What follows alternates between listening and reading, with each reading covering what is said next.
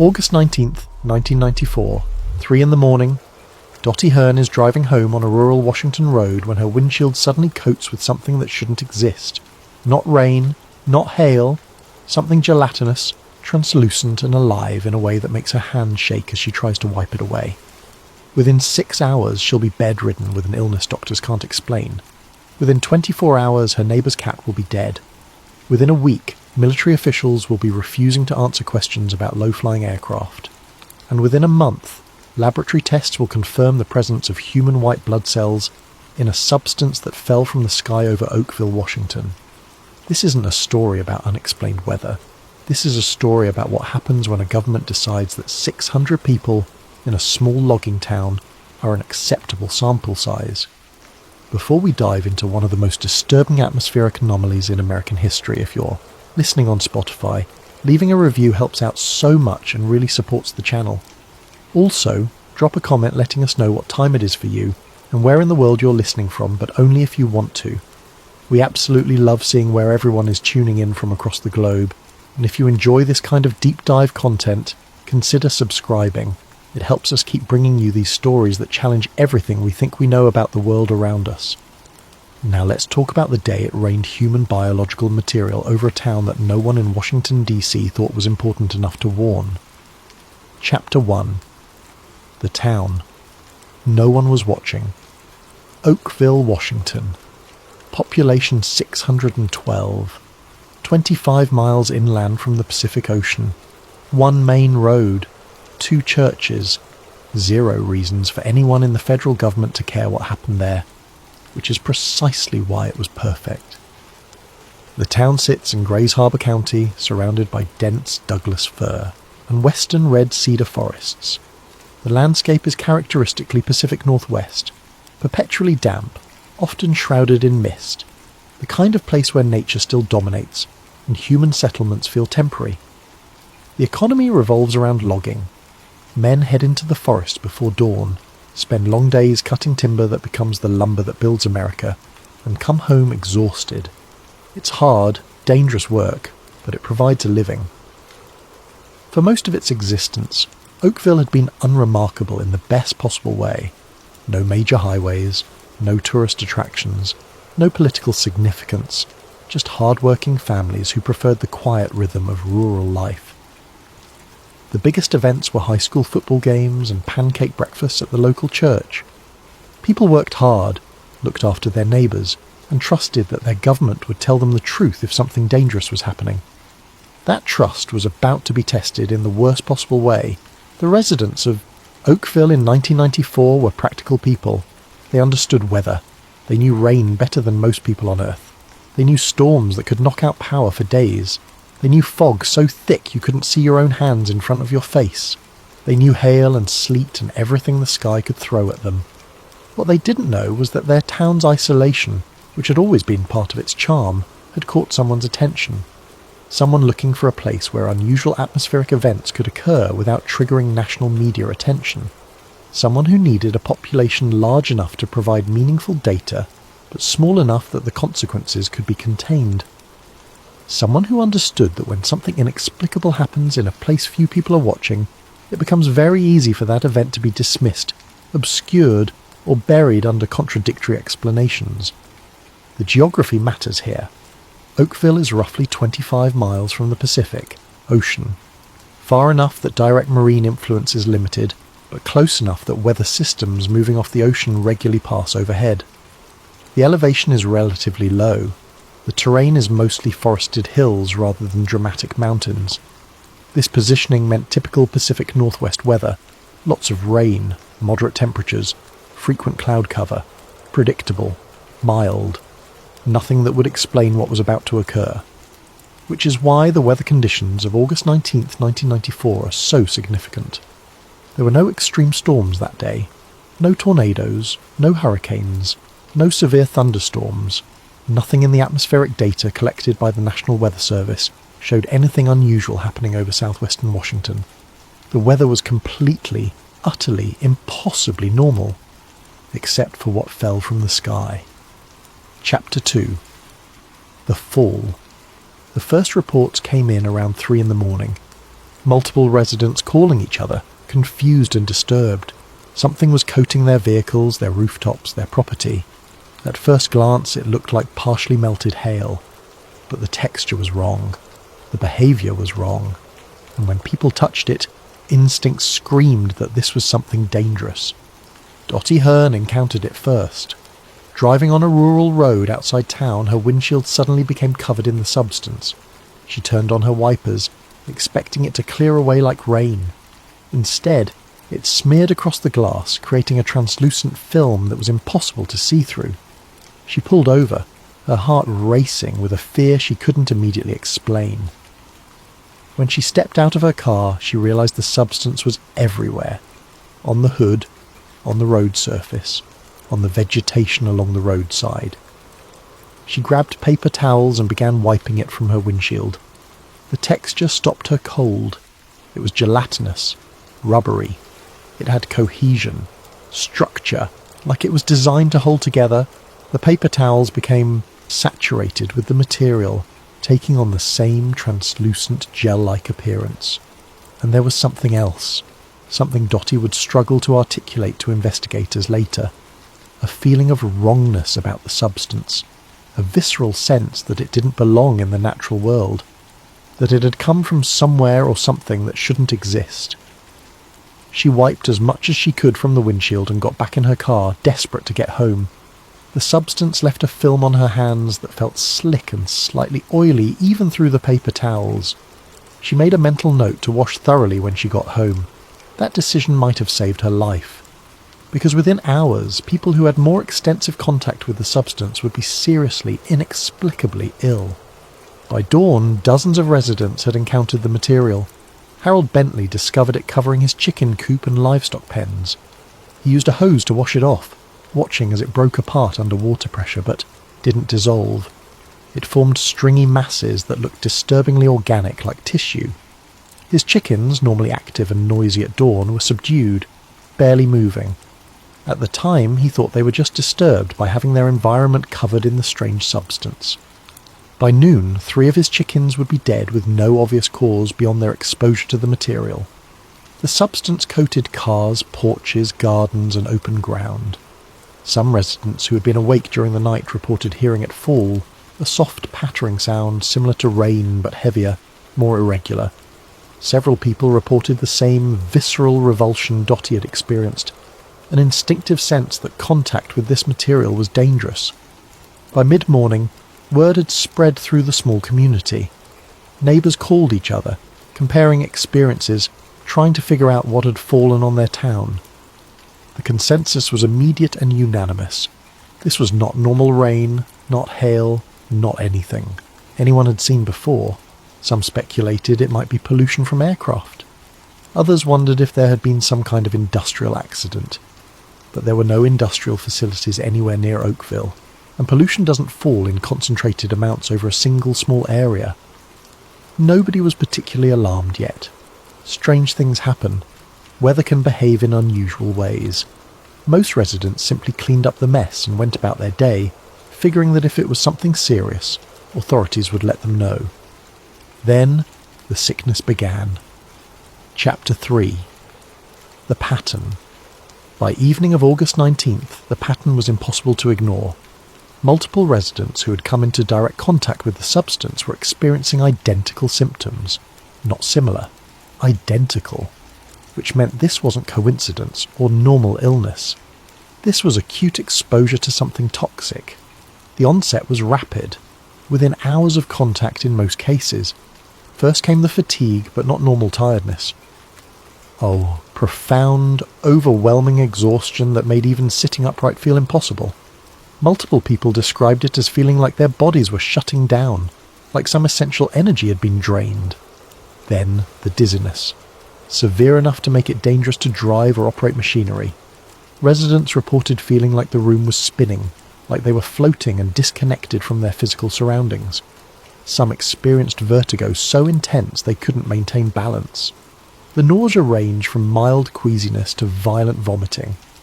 Many lost their appetites entirely. The nausea was persistent, lasting hours or days, accompanied by a general feeling of unwellness that affected every aspect of their physical experience. But the most concerning symptom was respiratory distress. Multiple residents developed difficulty breathing. Some described tightness in their chest, as if their lungs couldn't fully expand. Others felt short of breath even when sitting still. Several developed coughing fits that were prolonged and painful, leaving them exhausted and struggling for air. Dottie Hearn, who had wiped the material from her windshield and gotten it on her hands, became one of the first to fall seriously ill. Within 6 hours of exposure, she felt weak and disoriented. By nightfall, she was bedridden, unable to shake the overwhelming fatigue. Her muscles ached, her head pounded, and she felt a profound sense that something was deeply wrong with her body. Her mother, who had helped clean the substance from their porch, also became sick with identical symptoms. Both women would eventually require medical attention. The attending physicians were baffled. Blood tests showed nothing obviously abnormal. Vital signs remained relatively stable despite the severity of symptoms. The symptom cluster didn't match any common illness or known toxin. The only common factor among all the sick was direct exposure to the gelatinous substance. The correlation was immediate and undeniable. Other residents reported identical patterns. Beverly Roberts, who worked at the local grocery store, had been outside briefly when the substance was falling. By afternoon, she was too dizzy and exhausted to complete her shift. Mike McDowell, who had hosed down vehicles covered in the material, developed severe respiratory distress by evening and had to be given oxygen at the nearest medical facility. But it wasn't just humans who were affected, and this is where the pattern becomes truly disturbing. Household pets and livestock showed signs of illness that were often more severe than their human counterparts. Dogs became lethargic and refused food. Cats exhibited similar behaviour, hiding and avoiding interaction. Some developed respiratory issues, breathing with difficulty and showing signs of acute distress. Farm animals were hit even harder. Chickens that had been in coops or yards covered with the substance became sluggish and stopped eating. Several died within 24 hours, with no obvious cause of death beyond their exposure. Goats and other livestock showed signs of illness, refusing food and water. Jeanette Thompson's cat had been outside during the rainfall. She found the animal on her porch that morning covered in the gelatinous substance. She brought it inside and cleaned it off, not thinking much of it at the time. By evening, the cat was barely responsive. By the following morning, it was dead. The animal had been completely healthy before the exposure. No prior signs of illness or disease, and then within 24 hours of contact with the substance, dead. If healthy animals were dying within a day of exposure, what would the long-term effects be on humans? By August 20th, it was clear that Oakville was experiencing a genuine health crisis. This wasn't a few people coincidentally coming down with the flu. The pattern was too consistent, the timing too precise, the correlation to the substance too obvious. Whatever had fallen from the sky was not just unusual, it was dangerous, potentially lethal. Local authorities were contacted. Samples were collected by residents who understood that evidence needed to be preserved. Officer David Lacey of the Oakville Police Department took it upon himself to gather specimens and coordinate with state health officials. He stored several samples in his home refrigerator, knowing that biological materials would need to be kept cold to preserve them for analysis. The question now was not just what had fallen on Oakville, but why it was making people and animals sick, how dangerous it truly was, and most urgently where it had come from. Because 3 days later, it would happen again, and then again, and then again. Over the course of 3 weeks, the substance would fall on Oakville 6 separate times, and nobody in any position of authority would do anything to stop it. Chapter 4. The samples officer David Lacey understood that he was looking at something that required documentation and evidence preservation. This was beyond the scope of normal local law enforcement, but someone needed to take charge of collecting and maintaining samples if there was ever going to be an investigation that produced real answers. Lacey methodically gathered specimens from different locations around town. He collected some from his own police vehicle. He took samples from residential properties where the substance had accumulated in concentrated amounts. He collected specimens from areas where animals had been exposed and where human illness had been reported.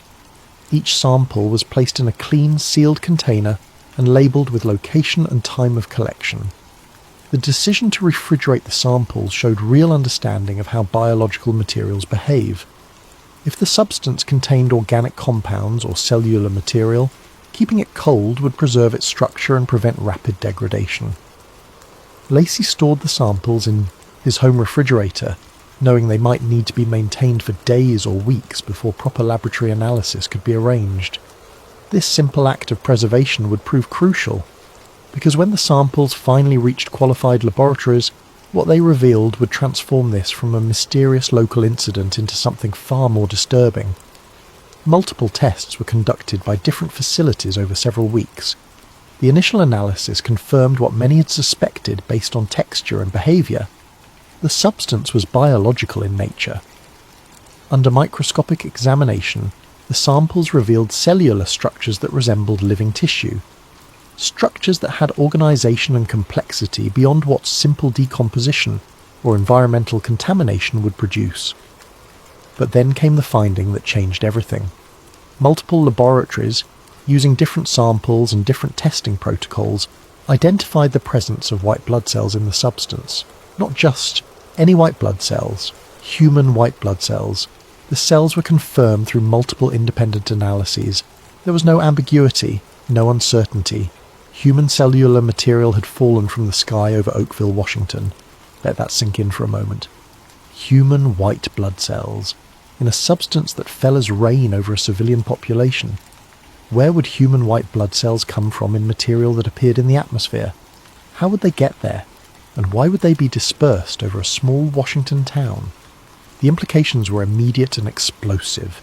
This couldn't be explained by any natural phenomenon. This couldn't be industrial pollution in any conventional sense. This couldn't be atmospheric debris or environmental contamination. Human cellular material doesn't just spontaneously appear in the atmosphere and fall as precipitation. Someone put it there. Beyond the white blood cells, testing revealed various types of bacteria. Some were common environmental strains, not particularly alarming on their own. But other bacterial strains were more concerning. Some were typically associated with biological waste or decomposition. Others were commonly found in the human digestive tract or respiratory system, consistent with the white blood cell findings and suggesting human biological origin for at least some components.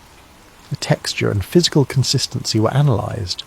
Scientists determined it was a colloidal mixture, a suspension of organic material in a liquid medium that had maintained cohesion during its fall from altitude. This was unusual. Most biological materials break down or lose cohesion quickly when exposed to atmospheric conditions. The fact that this substance held together as a gelatinous mass suggested it contained structural proteins, or had been processed in some way to enhance stability. Chemical analysis looked for industrial pollutants, heavy metals, synthetic compounds. These tests generally came back negative or inconclusive. No significant concentrations of heavy metals, no obvious industrial chemicals. The substance appeared to be primarily organic and biological in composition. This absence of synthetic pollutants actually deepened the mystery. If this was industrial waste, identifying the chemicals would have pointed to a source, but the biological nature combined with lack of industrial markers suggested either something genuinely novel or something that had been deliberately prepared. The laboratory findings raised more questions than they answered, but one thing was absolutely certain. Human biological material, including white blood cells, had fallen from the sky over Oakville, and nobody in any official capacity was willing to explain how that could have happened. Chapter 5. The Aircraft. As residents struggled to understand what had fallen on their town and deal with ongoing health effects, another detail emerged that would prove impossible to dismiss, multiple independent. Witnesses reported seeing military aircraft in the area shortly before and during the periods when the substance was falling. These were not commercial airliners, not small private planes. According to detailed eyewitness accounts from multiple sources, the aircraft were large, low-flying, and appeared to be military tanker-type planes or cargo aircraft. Several witnesses described them as resembling aircraft used for aerial refueling operations, with distinctive body shapes and markings that suggested military ownership. The timing was impossible to dismiss as coincidence. Bill Taylor, who worked an early morning shift, was outside around 2 a.m. on August 19th, when he saw a large plane flying overhead.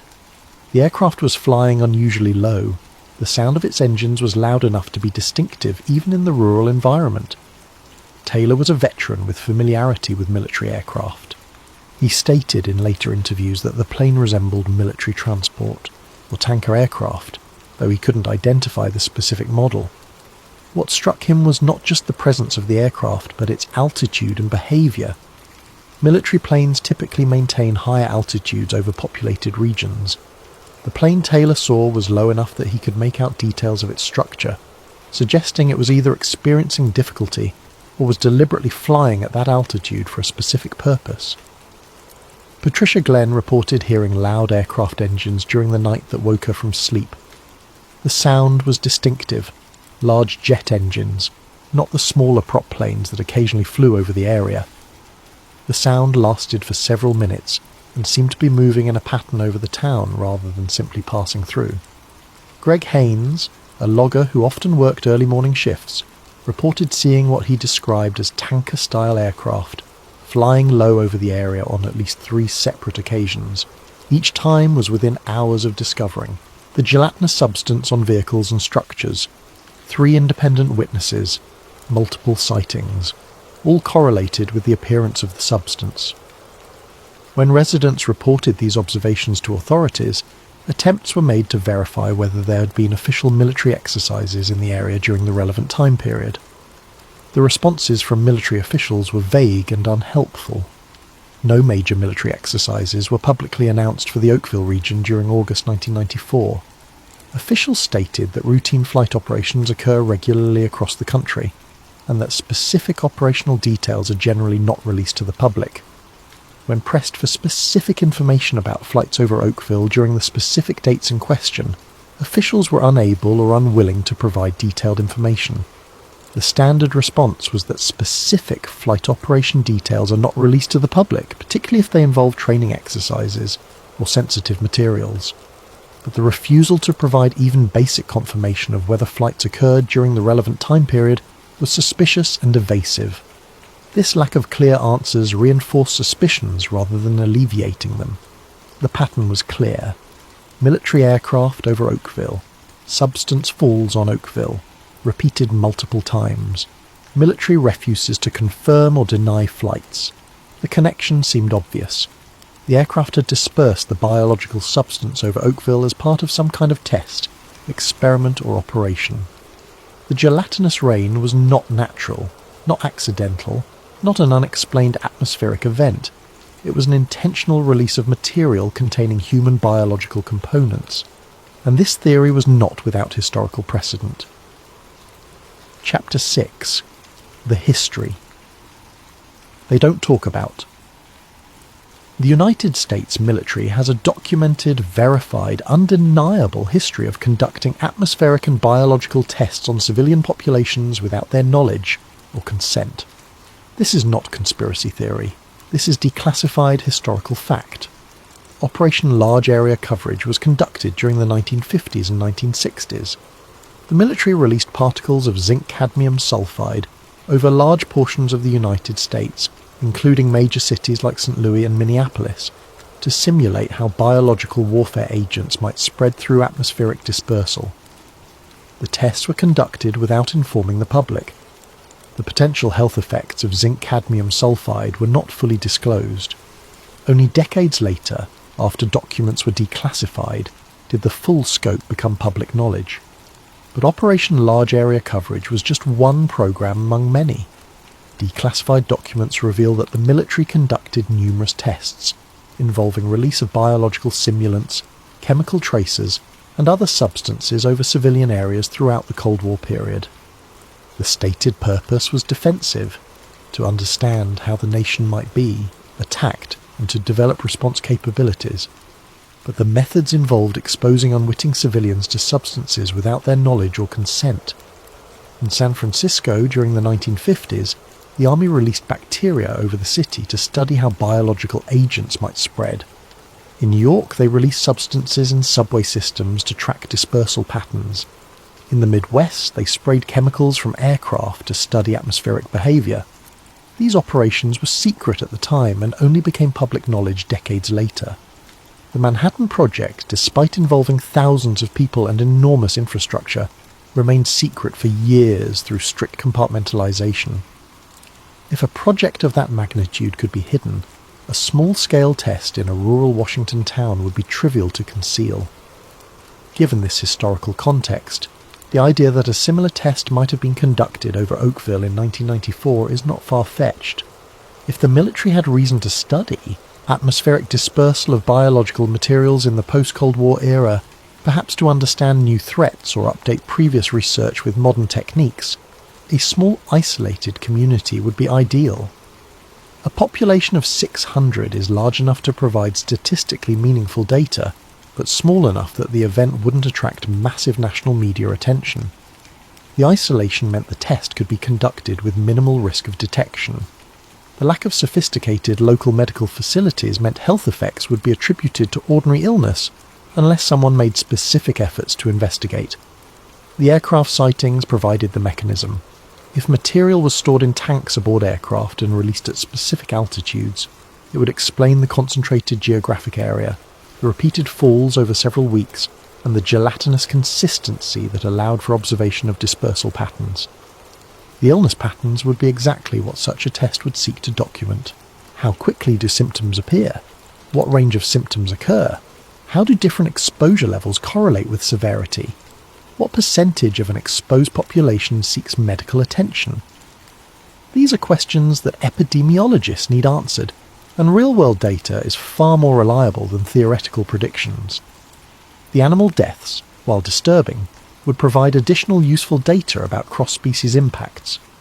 In a real biological attack scenario, effects on livestock could cause agricultural disruption and food security issues. Understanding how different species respond would be valuable for comprehensive threat assessment. The substance itself had characteristics consistent with material that had been processed for experimental purposes. The gelatinous consistency allowed it to maintain cohesion during atmospheric fall and subsequent environmental exposure. While some natural biological materials have gelatinous textures, the specific combination of properties observed, durability, uniformity, tendency to cause consistent physiological effects, are more consistent with deliberate preparation than natural occurrence. Critics point to the lack of direct evidence: no photographs of planes releasing material, no leaked documents, no whistleblowers. But classified military operations are by definition secret. Documentation is highly restricted. Participants are bound by security clearances with severe penalties for violation. The absence of smoking gun proof simply means that if such documents exist, they remain classified or have been destroyed. History shows information about controversial military programs often takes decades to emerge. Operation Large Area Coverage only became widely known after extensive declassification processes that took 30 to 50 years. The Manhattan Project remained secret despite involving thousands of people. If a biological dispersal test was conducted over Oakville in 1994, we might not expect definitive confirmation until the 2040s or 2050s, when contemporary security concerns are no longer relevant and documents can be safely released. But here's what we know with absolute certainty. Human white blood cells fell from the sky over Oakville. Military aircraft were observed in the area multiple times when the substance appeared. The government refuses to provide clear information about what those aircraft were doing, and a small town of 600 people was left to deal with the consequences while authorities offered contradictory explanations and then walked away. Chapter 7. The Explanations That Don't Explain. In the months and years following the Oakville incident, various official explanations were offered. The problem was that none of them addressed all the observed facts, and several directly contradicted each other. The first theory was aircraft lavatory waste. The idea was that sewage or waste from commercial aircraft had been released at altitude, frozen, and fallen over Oakville. This had superficial appeal, as it accounted for the biological nature of the material. But the theory collapsed under basic scrutiny. The volume was far too great for a single aircraft lavatory system. Aircraft lavatories hold limited amounts, nowhere near sufficient to cover the area that was affected. Multiple aircraft would need to simultaneously dump their entire systems, which is absurd. The distribution pattern didn't match high-altitude release. Material falling from cruise altitude would be dispersed over a much wider area by wind. The concentration over Oakville required relatively low-altitude release, which doesn't fit normal flight operations. The laboratory findings didn't align. The bacterial strains and cellular structures didn't match what would be expected from lavatory waste. The presence of white blood cells is not typical of fecal material in the concentrations observed. Most damaging, residents reported multiple falls over several weeks. This would require either an implausible series of malfunctions by different aircraft all releasing waste over the same small area, or some systematic problem unique to Oakville. Neither makes sense. When pressed on these inconsistencies, officials backed away from the explanation, suggesting it was just one possibility among many. This retreat fueled suspicions that it had been offered as a convenient dismissal, rather than a serious hypothesis. The second major theory was decomposed jellyfish or marine organisms lifted by storm systems and deposited over land. This seemed to explain the gelatinous texture. But this theory also failed basic analysis. Oakville is 25 miles from the Pacific Ocean. While not impossible for atmospheric transport, it would require exceptional weather conditions. The weather during August 1994 showed no such extreme activity. No waterspouts off the coast, no tornado formations, no powerful thunderstorms. The volume of jellyfish material needed would be enormous. For the theory to work, this would need to happen repeatedly over several weeks, requiring repeated instances of the same highly unusual atmospheric event. The cellular structures and bacterial composition didn't fully match decomposed jellyfish. Marine biologists consulted about the case expressed skepticism. The possible presence of white blood cells particularly didn't fit, as cnidarians don't have white blood cells. The illness patterns weren't consistent with jellyfish exposure. The symptom cluster didn't match jellyfish toxin reactions. The death of pets and livestock suggested something more acutely toxic than decomposed marine life. As these problems became apparent, the jellyfish theory lost support even among those who had initially found it appealing. A third explanation suggested environmental pollutant or industrial waste that had accumulated in the atmosphere and precipitated. But laboratory analyses looking for industrial chemicals, heavy metals and pesticides came back negative. The substance appeared primarily organic and biological, without clear chemical signatures of industrial contamination. Oakville's location made it unlikely for industrial pollution. The town wasn't downwind from manufacturing centres. There were no significant industrial facilities nearby. If pollution was the answer, identifying the source should have been possible through chemical analysis. The failure to identify any source suggested industrial pollution wasn't the answer. Here's what's significant. 3 different official explanations, none supported by the evidence. In most scientific investigations, a process of elimination eventually leads to consensus. Different experts might disagree about details, but they generally converge on basic understanding. In the Oakville case, no convergence happened. Different officials offered different theories that remained in tension without resolution. This lack of scientific consensus is unusual for an event that received multiple laboratory analyses and expert consultations. From a conspiracy perspective, these conflicting explanations are seen as deliberate misdirection. If authorities cannot provide a single coherent explanation, perhaps it's because they're deliberately offering multiple inadequate explanations to muddy the waters. By providing several possible answers, none definitively proven or disproven, officials create confusion that discourages pursuit of truth. This strategy has historical precedent in how controversial events are managed. When something happens that authorities don't want to explain fully, one approach is to promote multiple alternative narratives that keep the public divided and uncertain. As long as people debate whether it was aircraft waste or jellyfish or pollution, they may not focus as intently on the possibility that it was something else entirely, whether the conflicting explanations represent Genuine scientific uncertainty or deliberate obfuscation is impossible to determine, but the result is the same. Decades later, there is no widely accepted explanation for what fell on Oakville, where it came from, or why it caused illness. For Oakville residents, the conflicting explanations were more frustrating than having no explanation at all. If officials had simply said, "We don't know," at least there would be honesty. But to be offered multiple different theories, each with some official backing but none with conclusive evidence, created a sense of being patronised or deliberately misled. The message residents took was clear. Either the authorities were incompetent and couldn't figure out what happened, or they knew more than they were saying and were offering false explanations to cover up something they didn't want revealed. Neither interpretation promoted trust. Chapter 8. What didn't happen? Over the course of 3 weeks, the substance fell on Oakville 6. Separate times. Each time the same gelatinous material coated surfaces, triggering renewed fear and anxiety. Each time more residents were exposed. Each time the question of what to do became more pressing, and each time authorities did nothing. There was no coordinated clean-up effort by state or federal authorities. No hazmat teams arrived to remove the material and decontaminate affected areas. No emergency management resources were deployed. No evacuation orders were issued, despite confirmed illness among multiple residents, death of at least one household pet, and ongoing uncertainty about what the substance was and how dangerous it might be.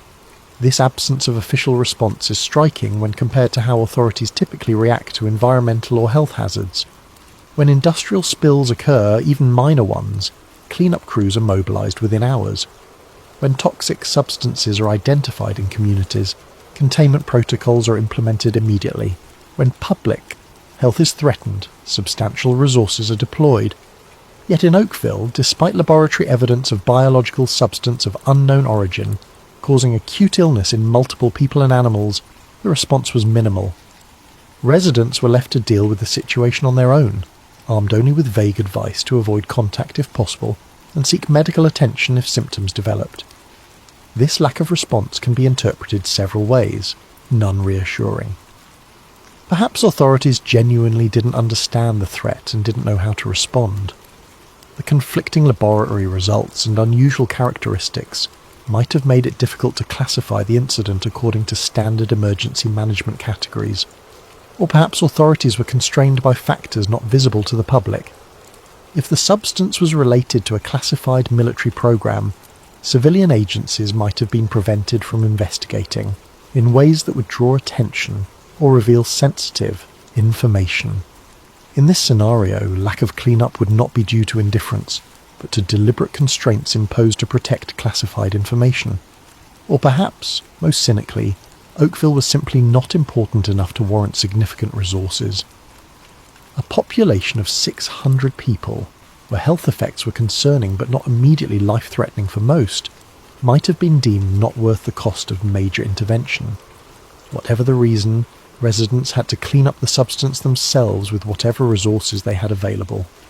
They hosed down vehicles and buildings, watching as the material broke apart but didn't fully dissolve.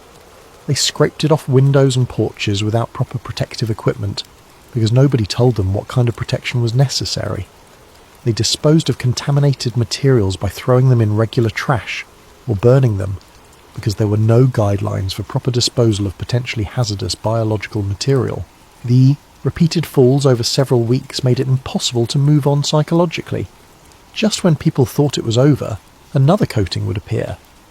Residents had to remain vigilant, checking their properties each morning to see if new material had fallen. For those inclined toward conspiracy theories, the repeated falls were strong evidence of ongoing testing. A single release might be explained as malfunction or coincidence, but multiple occurrences over several weeks implied intentional repeated actions. Each new fall reinforced the belief that Oakville had been deliberately chosen, that the events were not random, and that someone knew exactly what was happening, but was choosing not to intervene. The lack of long-term health monitoring is another significant gap. No systematic study was conducted to track whether exposed people developed chronic conditions, immune system issues, or other health problems in months and years following. A few individuals sought medical attention, and tried to connect ongoing symptoms to the exposure, but without official investigation, making such connections was difficult and often dismissed. By the time the falls ceased in mid-September, and visible presence of the substance had diminished, Oakville had largely dropped off the radar of state and federal agencies. The case was essentially closed without any definitive conclusion about what the substance was, where it came from, why it caused illness, or whether any follow-up was necessary. For a community that had experienced something genuinely frightening and unexplained, this abandonment by authorities was deeply unsettling.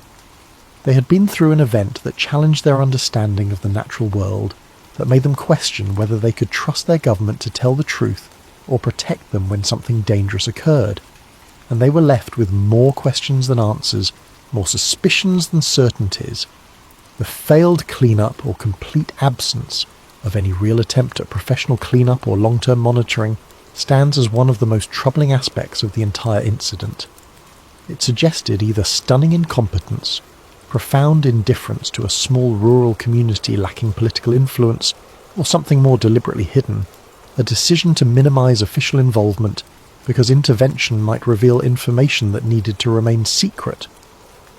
None of these interpretations reflects well on institutions that are supposed to protect public health and safety, and for Oakville residents, being left to fend for themselves while dealing with unknown biological contamination would leave lasting impacts on how they viewed government assurances and official explanations.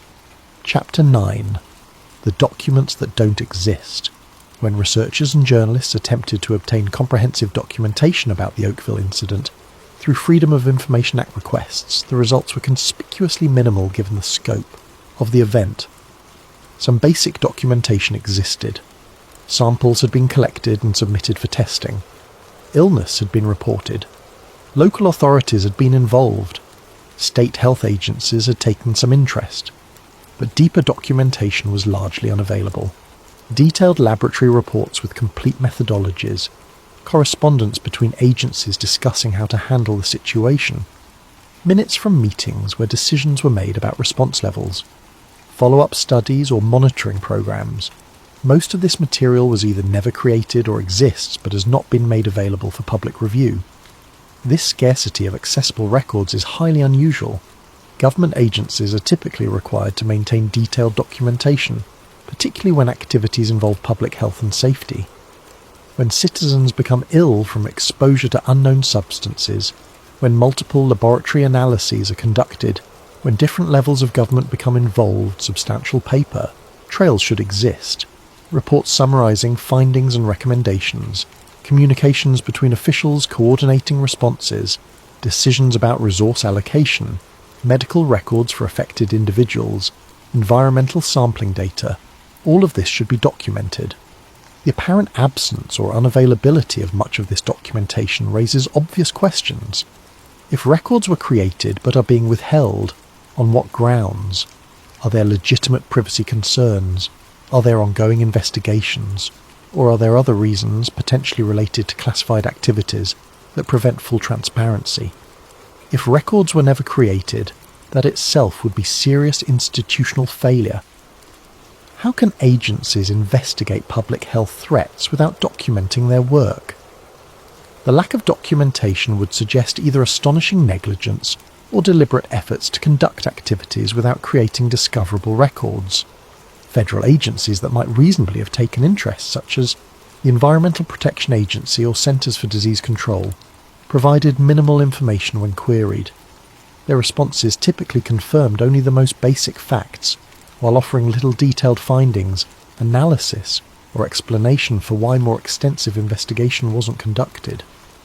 This pattern of minimal acknowledgement is recognisable to anyone familiar with how sensitive incidents are managed.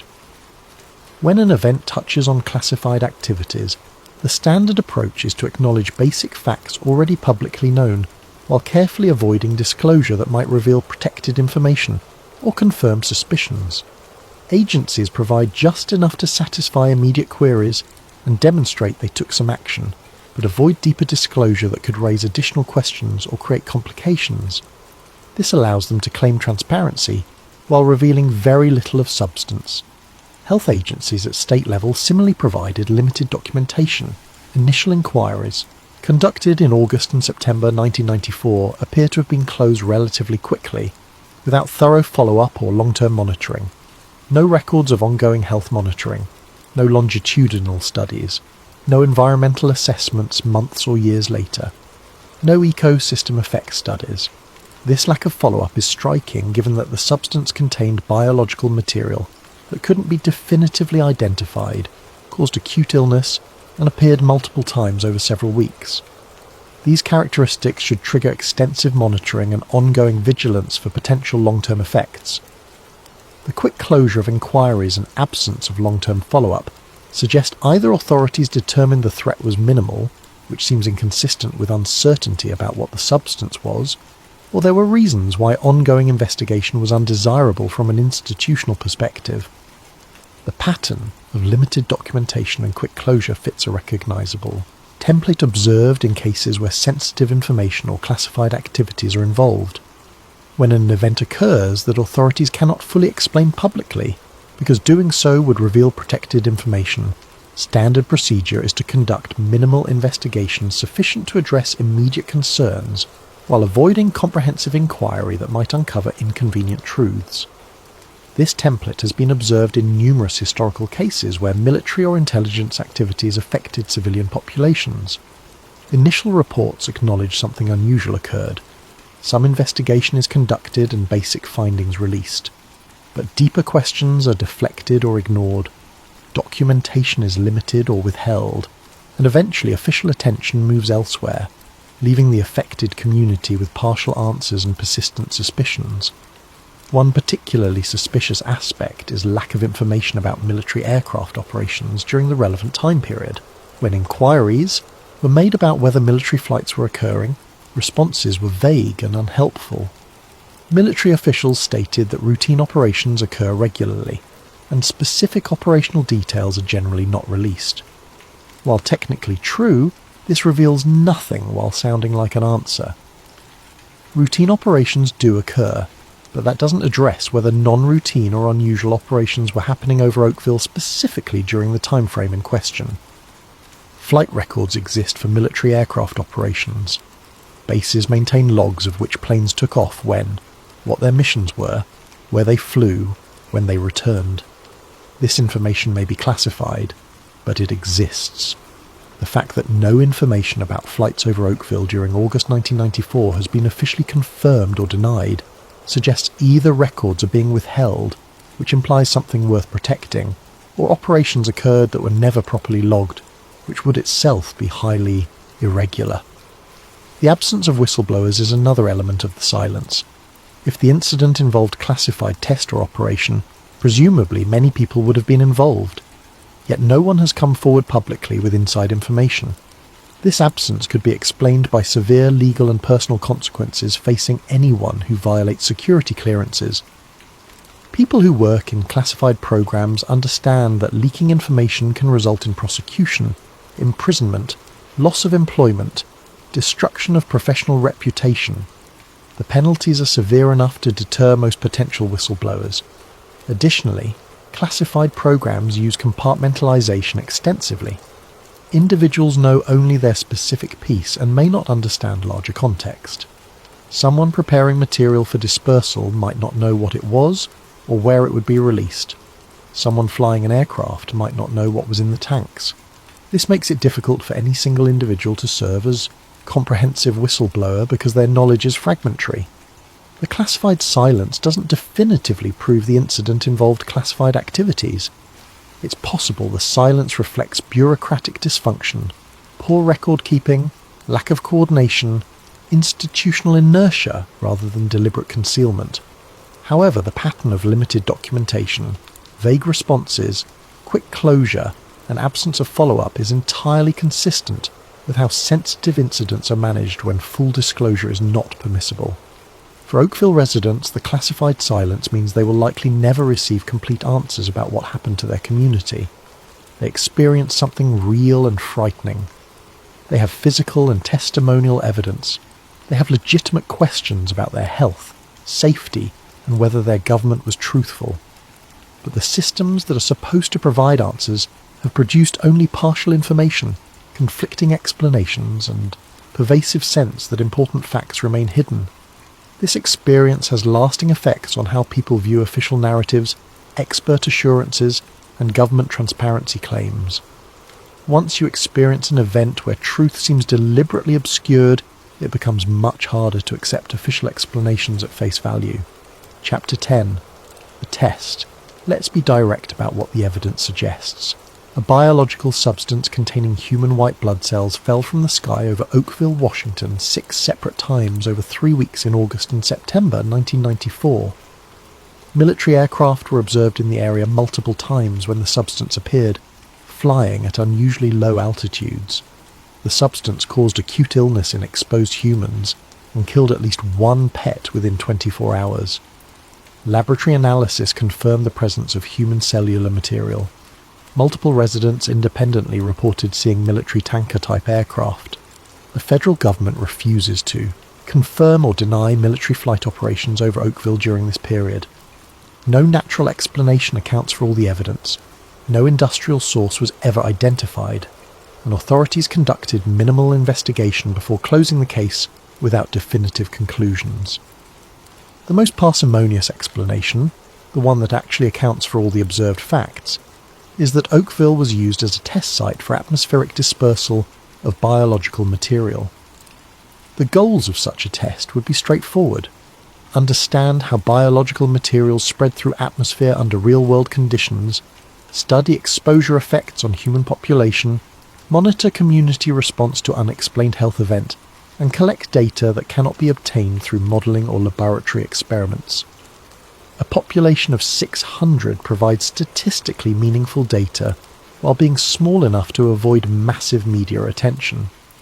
The town's isolation meant the test could be conducted with minimal risk of widespread detection. The lack of sophisticated local medical facilities meant health effects would be attributed to ordinary illness unless someone made specific investigation efforts. The repeated falls over several weeks are consistent with experimental protocols involving multiple trials under varying conditions. If researchers wanted to understand how substance behaved at different temperatures, during different weather conditions at different times of day, they would conduct multiple releases and document results of each. The illness patterns fit what such test would be designed to produce. Symptoms were consistent across affected individuals. Symptoms were acute and noticeable, but generally not life-threatening for humans. Symptoms appeared quickly after exposure, allowing clear correlation. The variation in severity provided data about how different exposure levels or individual physiologies respond.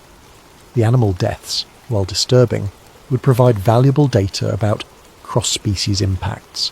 In real biological attack scenario, effects on livestock could cause agricultural disruption. Understanding how different species respond would be valuable for comprehensive threat assessment. The substance itself had characteristics consistent with material processed for experimental purposes. The gelatinous consistency allowed it to maintain cohesion during atmospheric fall. While some natural biological materials have gelatinous textures, the specific combination of properties observed, durability, uniformity, tendency to cause consistent effects, are more consistent with deliberate preparation. The aircraft sightings provide the mechanism. Material stored in tanks aboard aircraft and released at specific altitudes would explain concentration over Oakville, repeated falls, gelatinous consistency designed for observing dispersal patterns. Critics point to lack of direct evidence. No documents have been leaked confirming such test. No whistleblowers have come forward. But this absence of evidence is not evidence of absence, particularly in context of classified military operations. The entire point of classification is preventing information from becoming public. Documents are restricted to individuals with appropriate clearances, marked with strict handling requirements, stored in secure facilities. Most classified programs have destruction protocols ensuring documents are eventually destroyed after no longer operationally necessary. Whistleblower absence is explained by severe legal consequences. People who work on classified programs sign agreements specifying severe penalties for unauthorized disclosure, including lengthy prison sentences and substantial fines. Beyond legal consequences, Violating clearances results in employment loss, professional reputation destruction, social ostracism within military and intelligence communities. The historical precedent cannot be ignored. The United States military conducted biological and chemical tests on American cities and towns without informing the public. This is documented historical fact. Operation Large Area Coverage, San Francisco bacteria releases, New York subway tests. These operations were secret at the time and only became public decades later. The question is not whether such testing happened in general. We know it did. The question is whether it continued into the 1990s, and whether Oakville was one of the locations where such activities occurred. Research programs, once established, tend to continue even when original justification becomes less urgent. People who built careers around certain work have incentives to find new justifications for continuing. Facilities and equipment developed for specific purposes don't sit idle. Concerns about biological threats didn't end with the Cold War. They shifted focus to new potential adversaries. From this perspective, it's entirely plausible that biological dispersal research continued into the 1990s under different program names but with essentially same goals and methods. If such research was ongoing and Oakville was selected as test site, the security classifications that protected earlier Cold War tests would still be in effect, explaining lack of public documentation and official acknowledgement. The biological test theory cannot be definitively proven without access to classified documents or insider testimony. But it also cannot be easily dismissed given reality of past military testing and specific unusual characteristics of the Oakville incident. For residents of the town, whether they embrace this theory or remain skeptical, it represents an attempt to make sense of an experience that defied their understanding and left them feeling vulnerable and betrayed by institutions they trusted to protect them. The theory provides an explanation that accounts for the evidence. That explanation is disturbing and implies actions that would be deeply unethical and illegal, but it fits the facts better than any alternative that has been offered. Epilogue. What we know. Oakville, Washington returned to quiet existence after the events of 1994. The logging trucks continued their routes. Local businesses continued serving their community. Life went on. But the strange rain that fell on their community became something they carry. A memory that marked their town's history, and a mystery they learned to live with because there was no other choice. There have been no recurrences of the gelatinous substance on comparable scale. Whatever caused those weeks of bizarre precipitation has not repeated itself in the same way, in the same place. The residents who experienced it still remember with striking clarity decades later. The strangeness of the substance, the fear when illness spread, the frustration when answers weren't forthcoming. These are not fading memories but defining experiences that shaped how they view the world. That samples that were collected still exist in various forms. Laboratory reports, while incomplete and contradictory, remain available for review. Eyewitness accounts, photographs of substance-coating cars and buildings, medical records of those who fell ill, documented timeline of events all provide foundation for understanding that something genuinely unusual occurred. What we know with absolute certainty, a biological substance containing human white blood cells fell from the sky over Oakville, Washington, multiple times in August and September 1994. The substance caused acute illness in exposed humans and killed at least one household pet within 24 hours of contact. Military aircraft were observed flying at unusually low altitudes over the area multiple times when the substance appeared. Laboratory analysis by multiple independent facilities confirmed the presence of human cellular material. The federal government refuses to confirm or deny military flight operations over Oakville during this period. No natural explanation accounts for all observed evidence. No industrial source was ever identified. Authorities conducted minimal investigation before closing the case without definitive conclusions. No cleanup was conducted. No long-term health monitoring was established. No follow-up investigation occurred. These are facts, not theories, not speculation. Facts that are documented, verified, and undeniable. What those facts mean is where interpretation begins. but the facts themselves stand regardless of interpretation. The question that remains is whether the full truth will ever be known. Will documents eventually be declassified? Will whistleblowers come forward? Will new analytical techniques applied to preserved samples reveal information earlier testing missed? Or will Oakville remain one of those unsolved mysteries that demonstrates the limits of our knowledge and gaps in our trust? For those interested in conspiracy, theories and unexplained phenomena, Oakville offers a case that is neither easily dismissed nor definitively proven. It has elements that allow conspiracy theories to gain traction: unexplained phenomena affecting real people, evidence of potential government involvement, lack of satisfying mainstream explanations, patterns of official silence suggesting information is being withheld. But it also has something more important than theories or speculation. It has documented facts that demand explanation. And after 30 years, no adequate explanation has been provided. A small town in Washington state experienced something that defied natural explanation. People became sick. Animals died. Human biological material fell from the sky. Military aircraft were observed, and the government walked away without answers. Whatever the truth is, the people of Oakville deserve to know it. They deserve to know what fell on their town. They deserve to know whether they were used as test subjects. They deserve to know whether their government deliberately exposed them to biological material without their knowledge or consent. They deserve the truth. And so far, 30 years later, they still don't have it. The substance that fell on Oakville left no answers, only questions, only suspicions, only the uncomfortable knowledge that sometimes, in a country that claims to value transparency and accountability, the truth can be buried under layers of classification and bureaucratic silence so deep that it may never see daylight. And that should concern all of us. Because if it happened in Oakville, if a small town of 600 people could be used as an unwitting test site for biological dispersal experiments, then it could happen anywhere, to anyone, without warning, without consent, without accountability. The rain that fell on Oakville wasn't just strange, it was a violation. And until we get real answers about what it was and where it came from, that violation remains unresolved. The people of Oakville are still waiting, still wondering, still carrying the weight of what fell on them that August. And they're not the only ones who should be asking questions.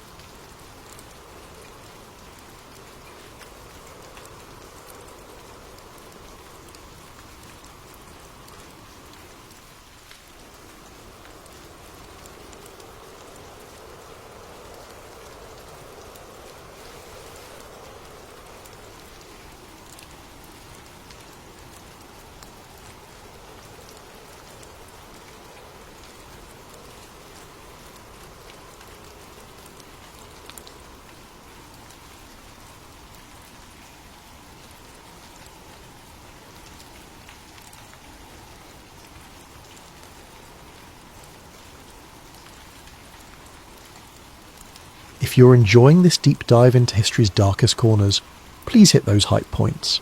It helps this channel more than you possibly know. And drop a comment letting us know what time it is where you are and where in the world you're listening from.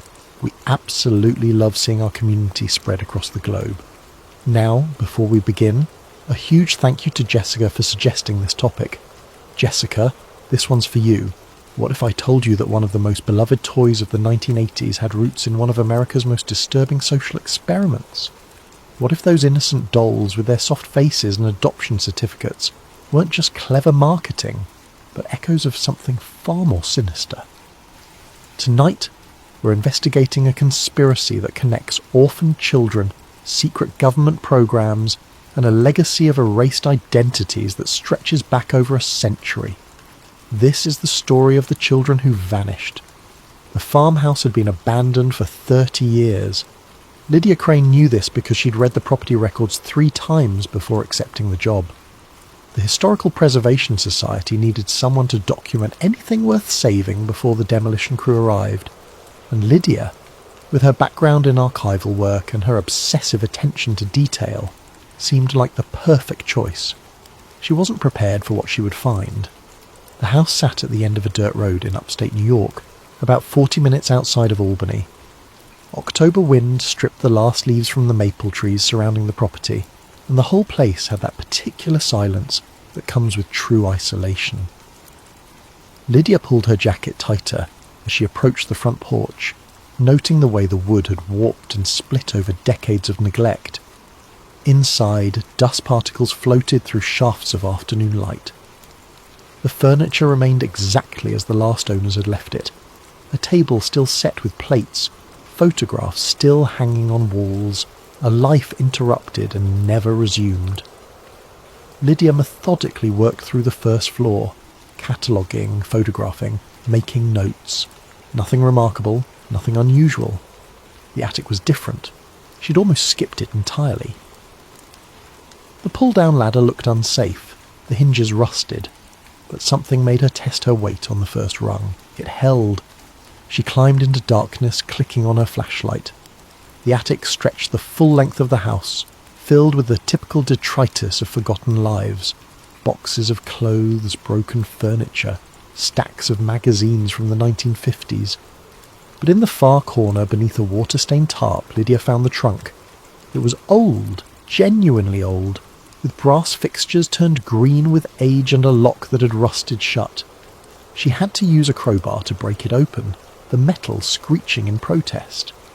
When the lid finally gave way, Lydia found herself staring at something impossible. Dolls. Dozens of them, packed carefully in layers of yellow tissue paper. But these weren't ordinary dolls. Each one had been hand-stitched from fabric, with carefully embroidered features and soft bodies stuffed with what felt like sawdust or straw. They looked remarkably similar to Cabbage Patch Kids. That same round face, those same simple features, but the fabric was old, genuinely antique, and the stitching showed the kind of painstaking handiwork that predated mass production by decades. Lydia lifted one carefully. The fabric felt fragile, ready to disintegrate. She turned it over and found a name sewn into the lining with black thread. Emma Rothschild, age 4. Her hands started shaking. She pulled out another doll. Thomas McCarthy, age 7. Another. Ruth Silverman, age 5. Every single doll had a name and age sewn inside. Every single one was a child. Beneath the dolls, Lydia found the photographs. Faded silver nitrate prints, the kind used in the late 1800s. The images showed children, dozens of them, arranged in formal poses, their faces solemn, their clothes plain, and their features. Lydia held up one of the dolls next to a photograph. The resemblance was unmistakable. Someone had created these dolls to look exactly like real children. At the bottom of the trunk, wrapped in oilcloth, she found the ledger. The cover was leather, cracked and dry with age. Gold lettering, nearly worn away, read, Children's Aid Society, Special Transfer Manifest, 1887. Lydia opened it with trembling fingers. Pages and pages of entries. Names, ages, dates, destinations. But what made her stomach turn were the notations in the margins, serial numbers, physical descriptions, and next to many entries a single phrase, Isaac Project, Phase 2. She was about to close the ledger when something fell from the spine. A slip of paper, folded many times, The ink faded but still legible. It read, "They were never meant to be found." Lydia sat back on her heels, surrounded by dolls and photographs and the accumulated dust of a century. She'd come here expecting to catalogue old furniture and maybe some interesting antiques. Instead, she'd stumbled onto something that felt like a crime scene. She pulled out her phone. No signal in the attic. Of course not. Lydia carefully repacked everything into the trunk, photographing each item as she went. Whatever this was, whatever she'd found, it needed to be preserved. It needed to be investigated. It needed to be understood. As she climbed down from the attic, the trunk heavy in her arms, Lydia Crane had no idea that she'd just opened a door into one of America's darkest secrets. She had no idea that the children in those photographs had been part of something so disturbing that even a century later, someone wanted it to stay buried. But she was about to find out. Part 2. The First Clue. Lydia couldn't go back to the farmhouse. Not immediately. The demolition had been postponed due to permitting issues, something about asbestos, abatement, which meant the building would stand for at least another month. But she couldn't stop thinking about that attic, about what else might be hidden there. She'd taken the trunk, yes. But what if there was more? 3 days after her initial discovery, Lydia returned. This time she brought proper equipment, high-powered flashlights, a crowbar, work gloves, and a genuine curiosity that bordered on obsession. The attic looked different in the late afternoon light. Shadows stretched across the floorboards, and the settling house creaked in ways that made her jump. She'd already cleared out the trunk, but now she moved methodically through the rest of the space, checking every box, every corner, every place where something might be hidden. Behind a section of exposed insulation, her flashlight caught something. Scratches in the wooden beam. Not random marks, deliberate scratches, carved with something sharp. She brushed away decades of dust and read the words, "Forgive me for what I kept. Forgive me for what I knew." M.H. 1956, 1956. The same year records had disappeared from university archives. The same year files had been destroyed in that convenient fire. M.E.H. Had this person hidden the trunk? Or had they lived here, carrying the burden of what they knew? Lydia photographed the inscription, her hands shaking slightly. This wasn't just an academic mystery anymore. Someone had lived with this secret, had felt guilty enough to apologise to whoever might find it. She was about to leave when she noticed the loose floorboard. It was subtle, just a slight gap between planks that didn't quite match the others. She pried it up carefully. Inside the hollow space beneath, a smaller box, metal, about the size of a shoebox. When she opened it, the smell of old paper and mildew hit her immediately. Inside were letters, dozens of them, written in careful script on yellowed stationery. She picked up the first one, dated July 12th, 1890. "Dear Patron," it began, "I write to update you on Subject 15's progress. The child has adapted well to the rural environment and shows none of the moral deficiencies predicted by her urban origins. Her adoptive family reports excellent behaviour and quick learning. The monthly measurements are enclosed. We continue observation as planned." It was signed with initials, H.F., Henry Falk. Lydia sat back on her heels, the letter trembling in her hands. These were the actual reports. The documentation of the experiment, written in real time by the person conducting it. She read another letter, this one from October 3rd, 1892. "Patron, I regret to inform you that Subject 29 has been lost. The family reports the child fell ill with fever and expired on September 20th. This represents our third loss this year and raises concerns about the robustness of subjects selected from diseased populations. I have adjusted selection criteria. Accordingly, lost, expired, not died or passed away. Clinical language for a child's death." Lydia's stomach turned. She wanted to stop reading, but she couldn't. She had to know. Another letter, dated March 18th, 1895. "The preliminary results are promising. Subjects placed in controlled environments show marked improvement over their probable outcomes had they remained in urban poverty. Of the original 42, 34 survived to adolescence, a success rate of 81%, well above typical orphan survival rates. The benefactors should be pleased with their investment. Investment. These were children, and he was calling them an investment. The last letter in the box was different. The handwriting was shakier, the tone less confident. It was dated November the 7th, 1903. I have come to doubt the ethics of our endeavour. The children were never asked, never given choice. We told ourselves we were saving them, giving them better lives, but we were using them. I see that now. I have kept records of everything. Perhaps someday someone will judge whether we were visionaries or monsters. I fear I already know the answer. Even Falk himself had eventually questioned what he'd done, but not until after 15 years of experimentation, not until after children had died, not until it was far too late to undo the damage. Lydia packed the letters carefully into her bag. Combined with the trunk, she now had overwhelming evidence of what the Isaac Project had been. Not speculation, not theory, hard proof, written by the person who'd conducted the experiments. As she climbed down from the attic for the last time, Lydia made a decision. This story needed to be told, not just published in an academic journal where a few specialists would read it. This needed to reach people. It needed to matter.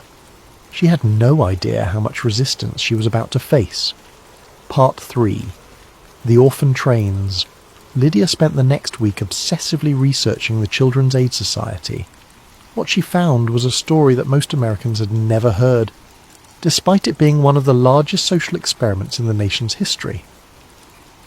The orphan train movement began in 1854, the brainchild of a man named Charles Loring Brace.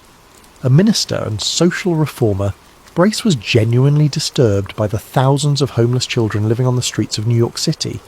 These were children whose parents had died in epidemics, or who'd been abandoned during economic downturns, or who'd simply gotten lost in the chaos of rapid urbanization. Brace's solution was radical for its time. Relocate these children to rural families in the Midwest and West, where they could be saved from the corrupting influence of city life and put to work on farms. He called it placing out, and he genuinely believed he was saving lives. The first orphan train left New York City on September 26, 1854, carrying 46 children. Over the next 75 years, until the last train ran in 1929, more than 200,000 children would be relocated through this program. But as Lydia dug deeper, she began to see the cracks in the fairy tale. Many of these children weren't orphans at all.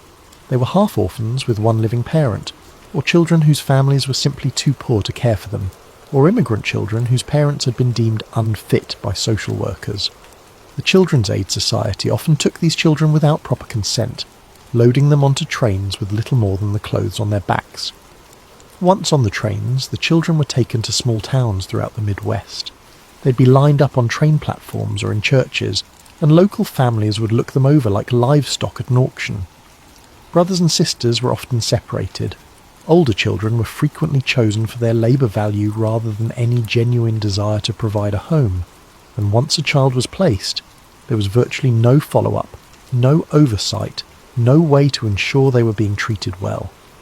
Many children were loved and cared for by their new families, but many others became little more than indentured servants, working brutal hours with no pay and no prospects, and many others simply disappeared. That was what disturbed Lydia most. The records were incomplete, deliberately so. Children would be listed as placed with a family, but there would be no surnames, no addresses, no way to track what happened to them. It was as if they'd been erased from history. And then there were the special transfer manifests. Lydia found references to them in several historical databases, but the actual documents were missing. Footnotes in academic papers mentioned them. Catalogue entries in archival collections referenced them. But the files themselves, gone, lost, destroyed. The explanations varied, but the result was always the same. Whatever these special transfers involved, Someone had worked very hard to erase the evidence. The ledger from the attic was different. It was an original document, and it detailed something that wasn't supposed to exist. Lydia spread the pages out on her dining room table, comparing the entries to what little she could find in public records.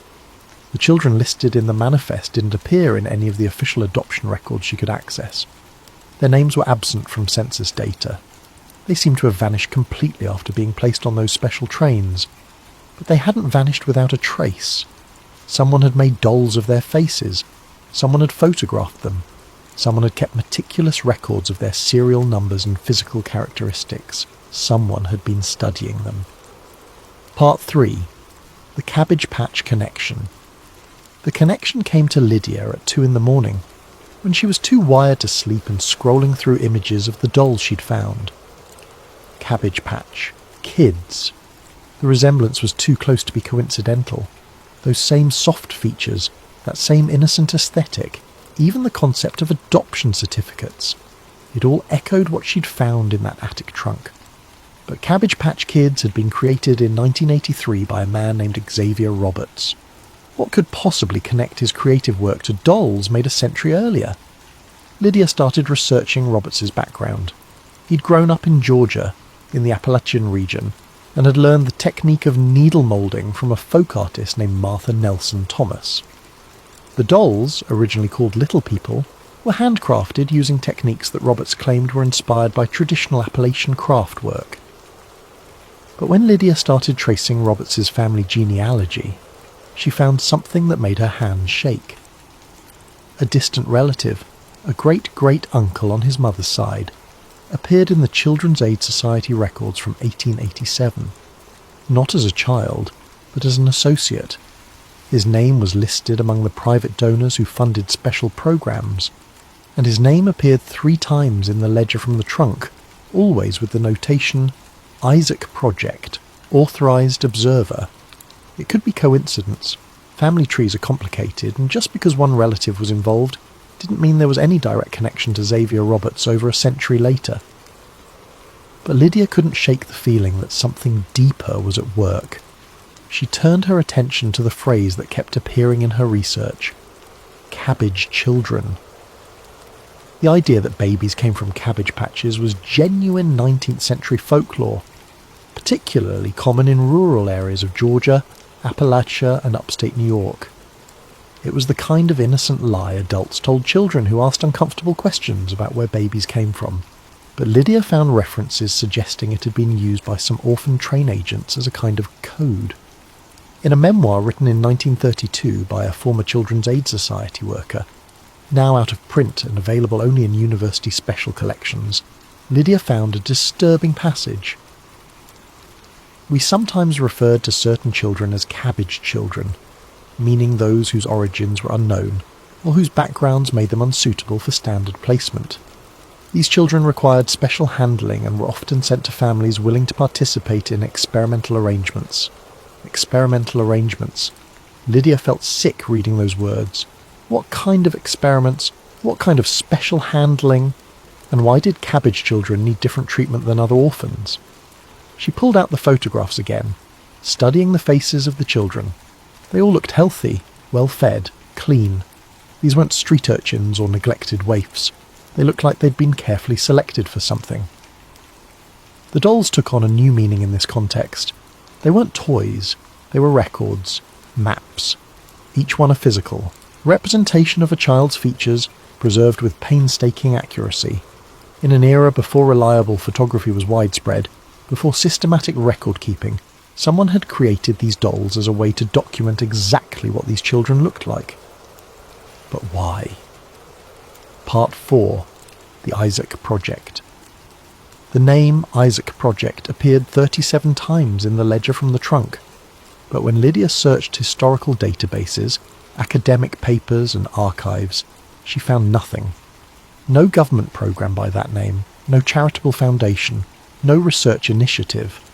It was as if the project had never existed. But it had existed. She had the proof in her hands. Lydia turned to the historical context, trying to understand what was happening in 1887 that might explain this mysterious project. What she found was disturbing. The late 1880s were a turning point in American social science. The wealthy elite, families like the Carnegies and Rockefellers, had begun funding research into heredity, behaviour, and what they called social betterment. This was before genetics was understood, before modern psychology existed. Researchers were operating with primitive theories about inherited traits, using crude methods like phrenology, measuring skull shapes to predict intelligence and character. There was also growing interest in the question of nature versus nurture. Could environment overcome bad heredity? Could good breeding be improved through proper rearing?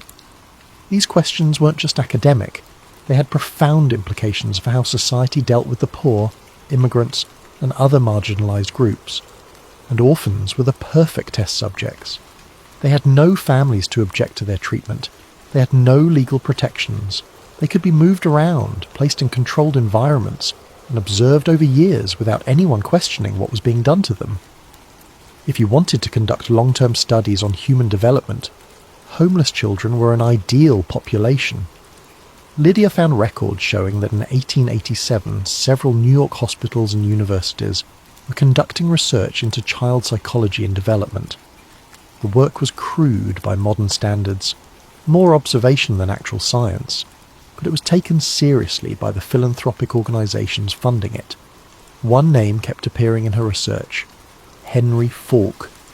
Officially, Falk was a physician and a researcher associated with several institutions in New York during the 1880s. He published papers on child development, heredity, and what he called environmental conditioning. He advocated for what he termed controlled rural rearing of orphaned children, arguing that removing them from urban environments could improve their moral and physical development. But Falk's official publications were dry, academic, unremarkable. It was what Lydia found in private correspondence that changed everything. A letter from Falk to a colleague, dated March 15, 1888, preserved in a university archive. The Cabbage Line children are progressing as expected. The isolation of their placements has proven ideal for observation without interference. We have successfully established baseline measurements for 42 subjects and will continue tracking through adolescence. The funding from our benefactors remains secure, provided we maintain absolute discretion. The Cabbage Line, 42 subjects, absolute discretion. Lydia cross-referenced that number with her ledger. 42 children had been sent out on a special transport on November the 4th, 1889, 2 days after the date of Falk's letter. Official Children's Aid Society records showed 64 children on that train, but only 22 were documented as adopted through normal channels. 42 children had disappeared into the Isaac Project.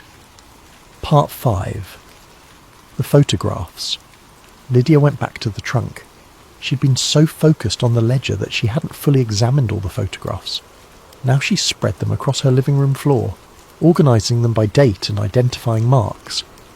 Most showed groups of children in formal poses, the kind of photographs taken to document the orphan trains before departure.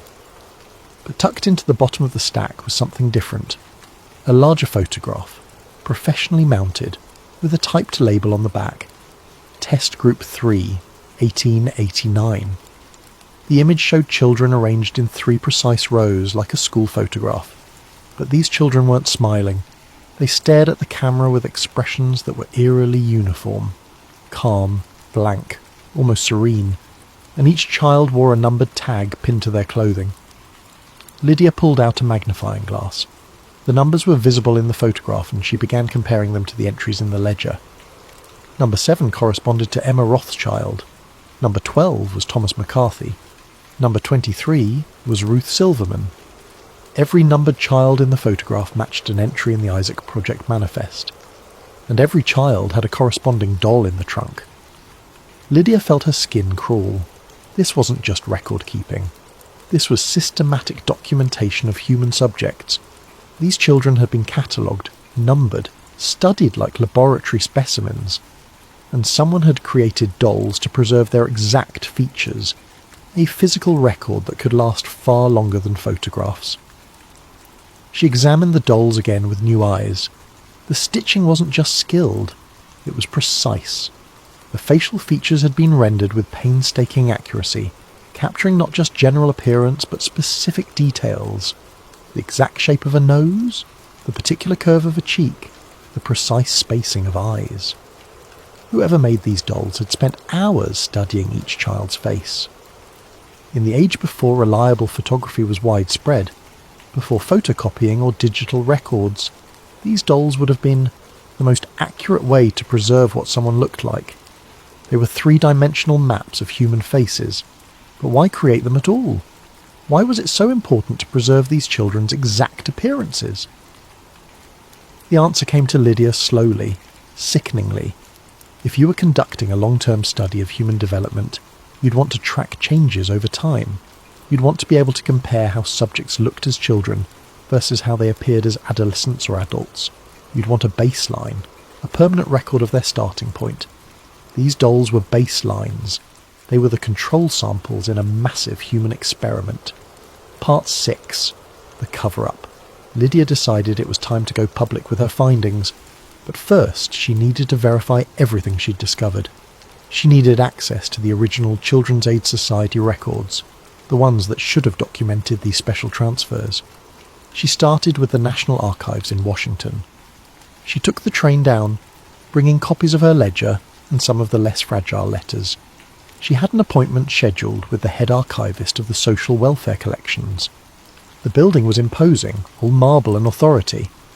Lydia felt small walking through the massive doors, but she reminded herself why she was here. For Emma Rothschild, for Thomas McCarthy, for the 42 children who deserved to have their story told. The archivist, a woman named Patricia Odenkirk, met her in a sterile research room. She was probably in her early 60s, with severe grey hair pulled back and reading glasses on a chain around her neck. "Miss Crane," she said, shaking Lydia's hand with a grip that was surprisingly firm, "I understand you're researching the orphan train movement. Specifically, I'm looking for records related to special placement programs operated by the Children's Aid Society between 1885 and 1895, Lydia said, pulling out her documentation. I have reason to believe there were experimental programs that aren't well documented in the existing literature.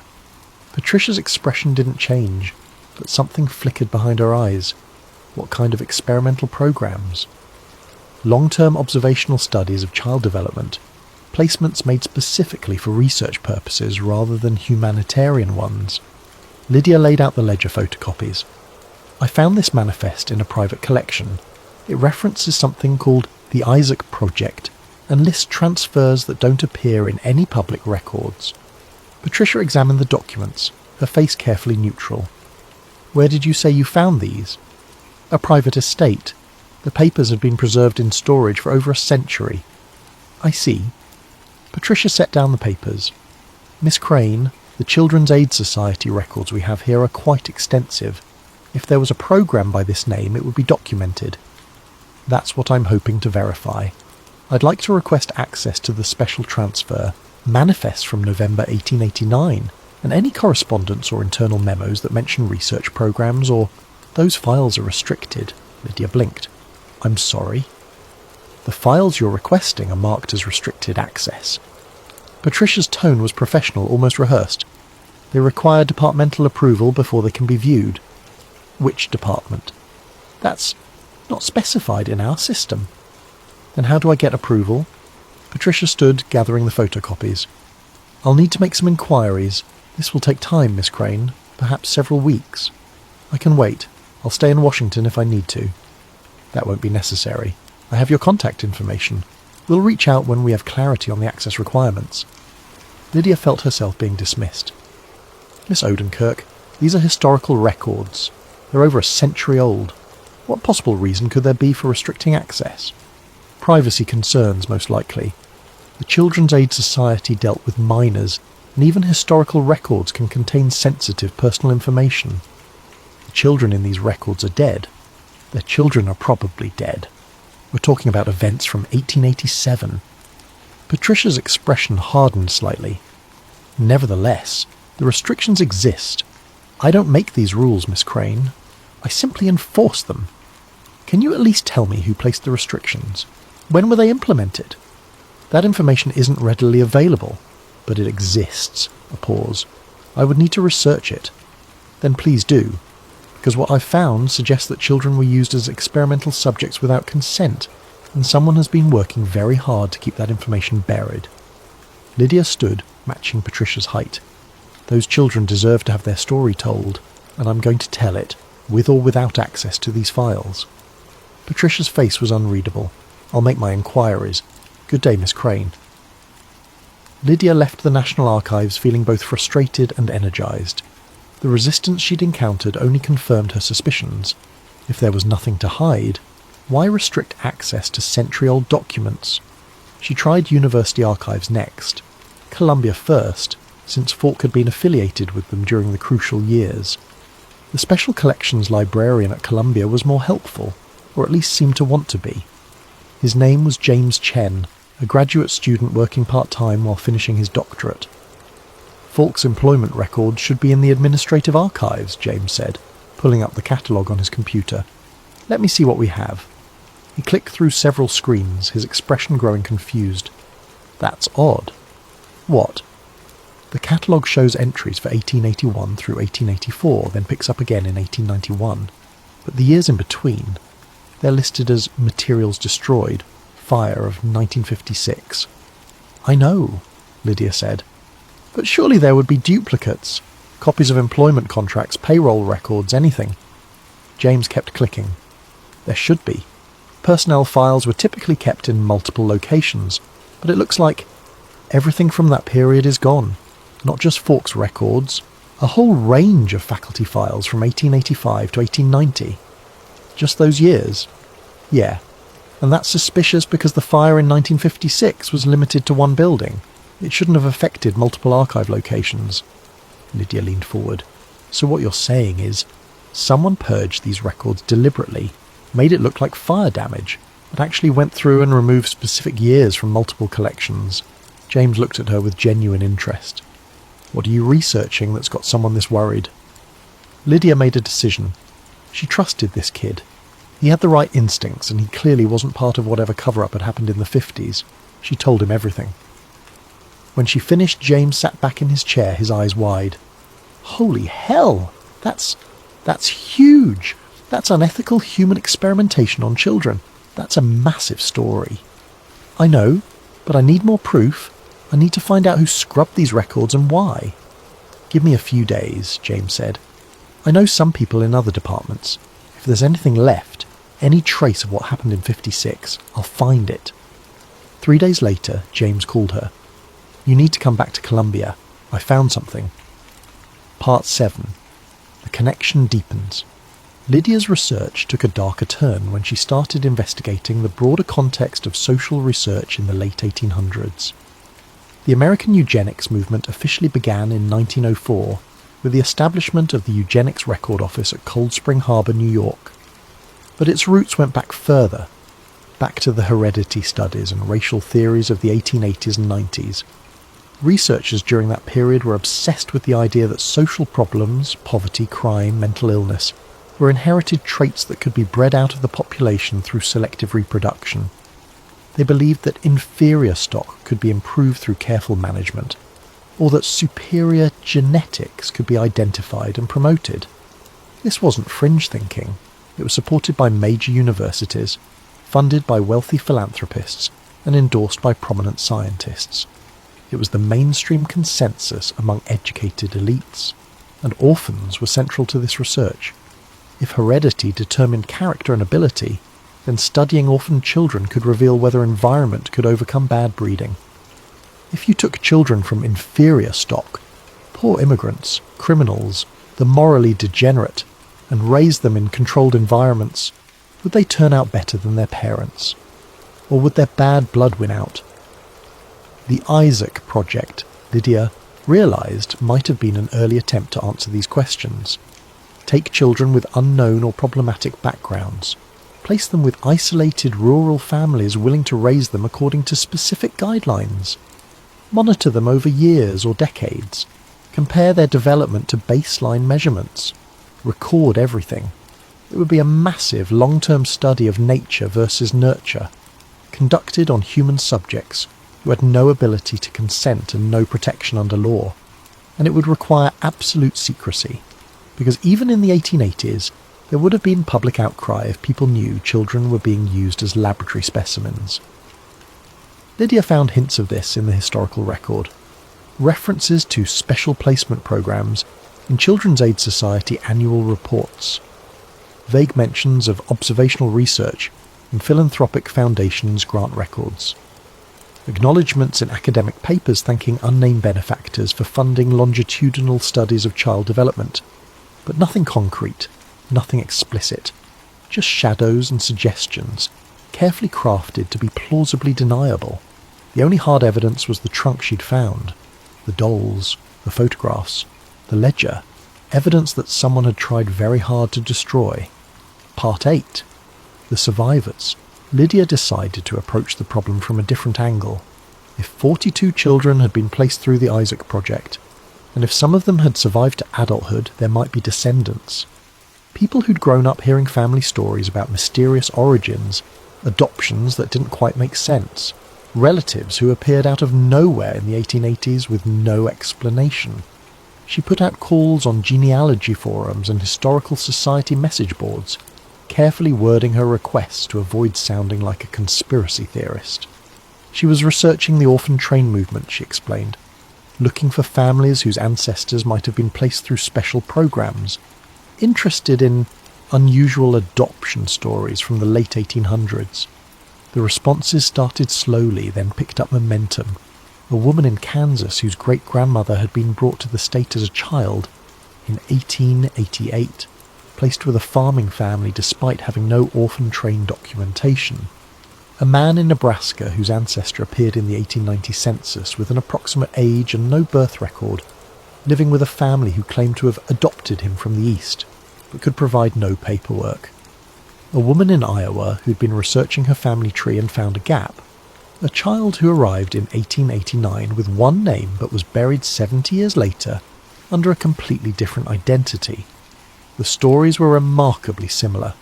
Children appearing with minimal documentation, families who were tight-lipped about the circumstances, origins that didn't quite add up, and in several cases, odd details about the families who took these children in.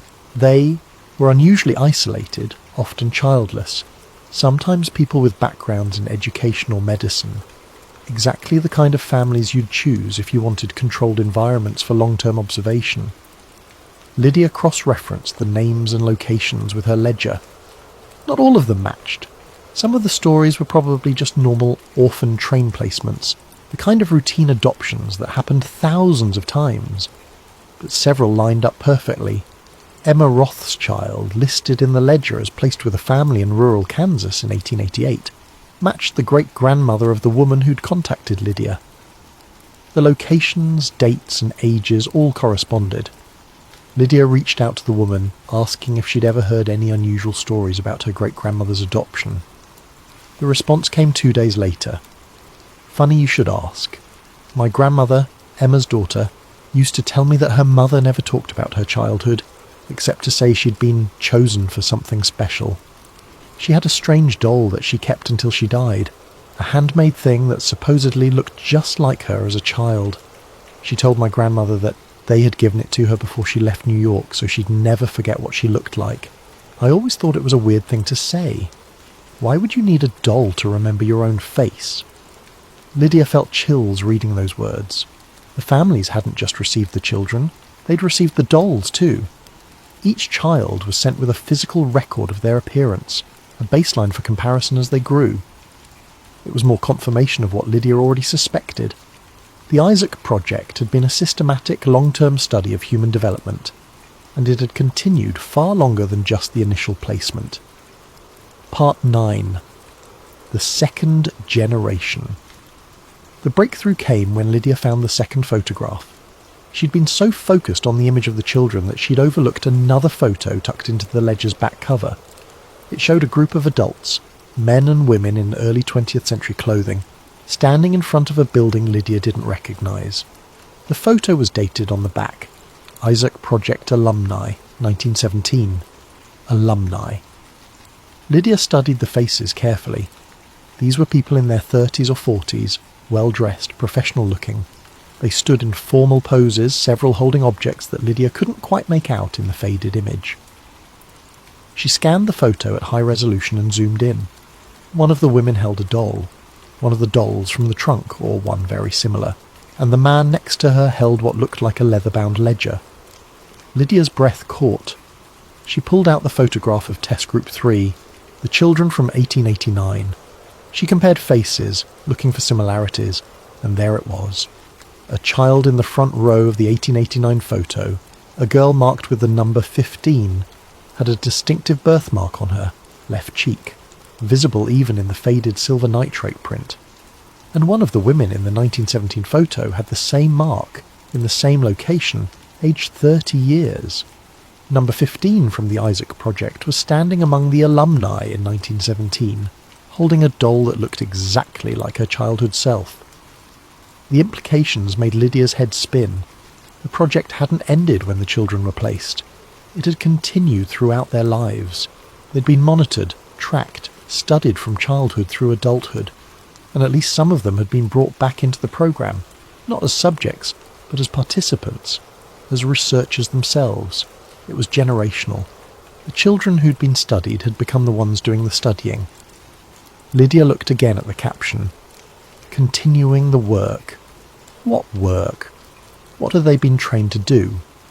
And more disturbing, were they victims who'd been indoctrinated into perpetuating their own abuse? Or had some of them genuinely believed they were part of something important, something that justified what had been done to them?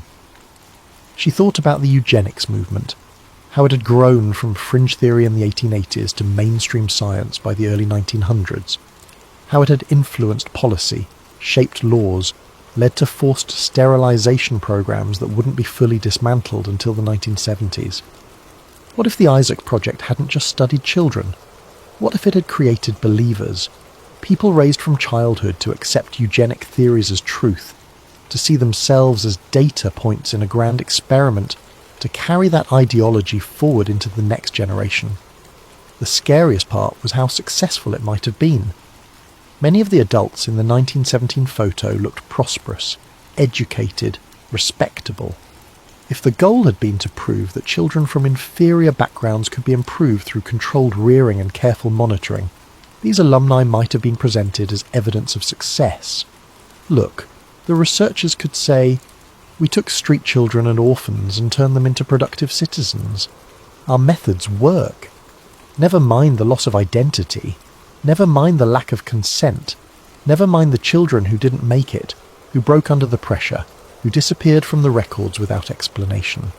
The ones who survived could be held up as proof that the experiment was worth it." Part 9. The Eugenics Connection.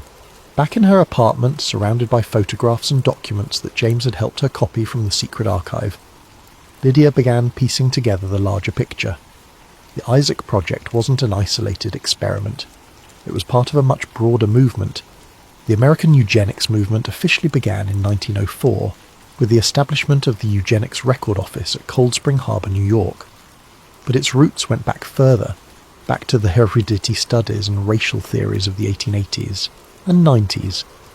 Researchers during that period were obsessed with the idea that social problems, poverty, crime, mental illness, were inherited traits that could be bred out of the population through selective reproduction. They believed that inferior stock could be improved through careful management, or that superior genetics could be identified and promoted. This wasn't fringe thinking. It was supported by major universities, funded by wealthy philanthropists, and endorsed by prominent scientists. It was the mainstream consensus among educated elites, and orphans were central to this research. If heredity determined character and ability, then studying orphan children could reveal whether environment could overcome bad breeding. If you took children from inferior stock, poor immigrants, criminals, the morally degenerate, and raised them in controlled environments, would they turn out better than their parents, or would their bad blood win out? The Isaac Project, Lydia realised, might have been an early attempt to answer these questions, a prototype for the larger eugenics programs that would follow. Take children with unknown or problematic backgrounds, Place them with isolated rural families willing to raise them according to specific guidelines. Monitor them over years or decades. Compare their development to baseline measurements. Record everything. It would be a massive long-term study of nature versus nurture, conducted on human subjects who had no ability to consent and no protection under law. And it would require absolute secrecy, because even in the 1880s there would have been public outcry if people knew children were being used as laboratory specimens. But Lydia found something in Falk's notes that made her stomach turn. A passage dated September 3rd, 1891. Subject 7's failure to thrive raises difficult questions. The child came from documented criminal lineage, father imprisoned for theft, mother a known prostitute. Despite optimal placement conditions and 3 years of intervention, the subject demonstrates persistent moral deficiency, including theft and aggressive behaviour. This suggests that hereditary taint cannot always be overcome by environmental advantage. Recommendation: discontinue observation and remove subject from program. Remove subject from program? What did that mean? Where did subject 7 go? Lydia cross-referenced the number. Subject 7 was Emma Rothschild, the child whose descendant had contacted her about the strange doll. But according to Emma's family history, she'd lived a full life, had children, grandchildren. She hadn't been removed. So what did Falk mean? Unless... Lydia felt sick. Unless Falk had initially recommended removal, but someone had overruled him. Or unless Emma had been one of the lucky ones, and other children hadn't been. She found another note, dated November 12th, 1893. The death of subject, 29 from typhoid fever, while regrettable, provides an opportunity to examine hereditary influence on disease susceptibility. The subject's mother died of consumption, suggesting constitutional weakness. Tissue samples have been preserved for future study.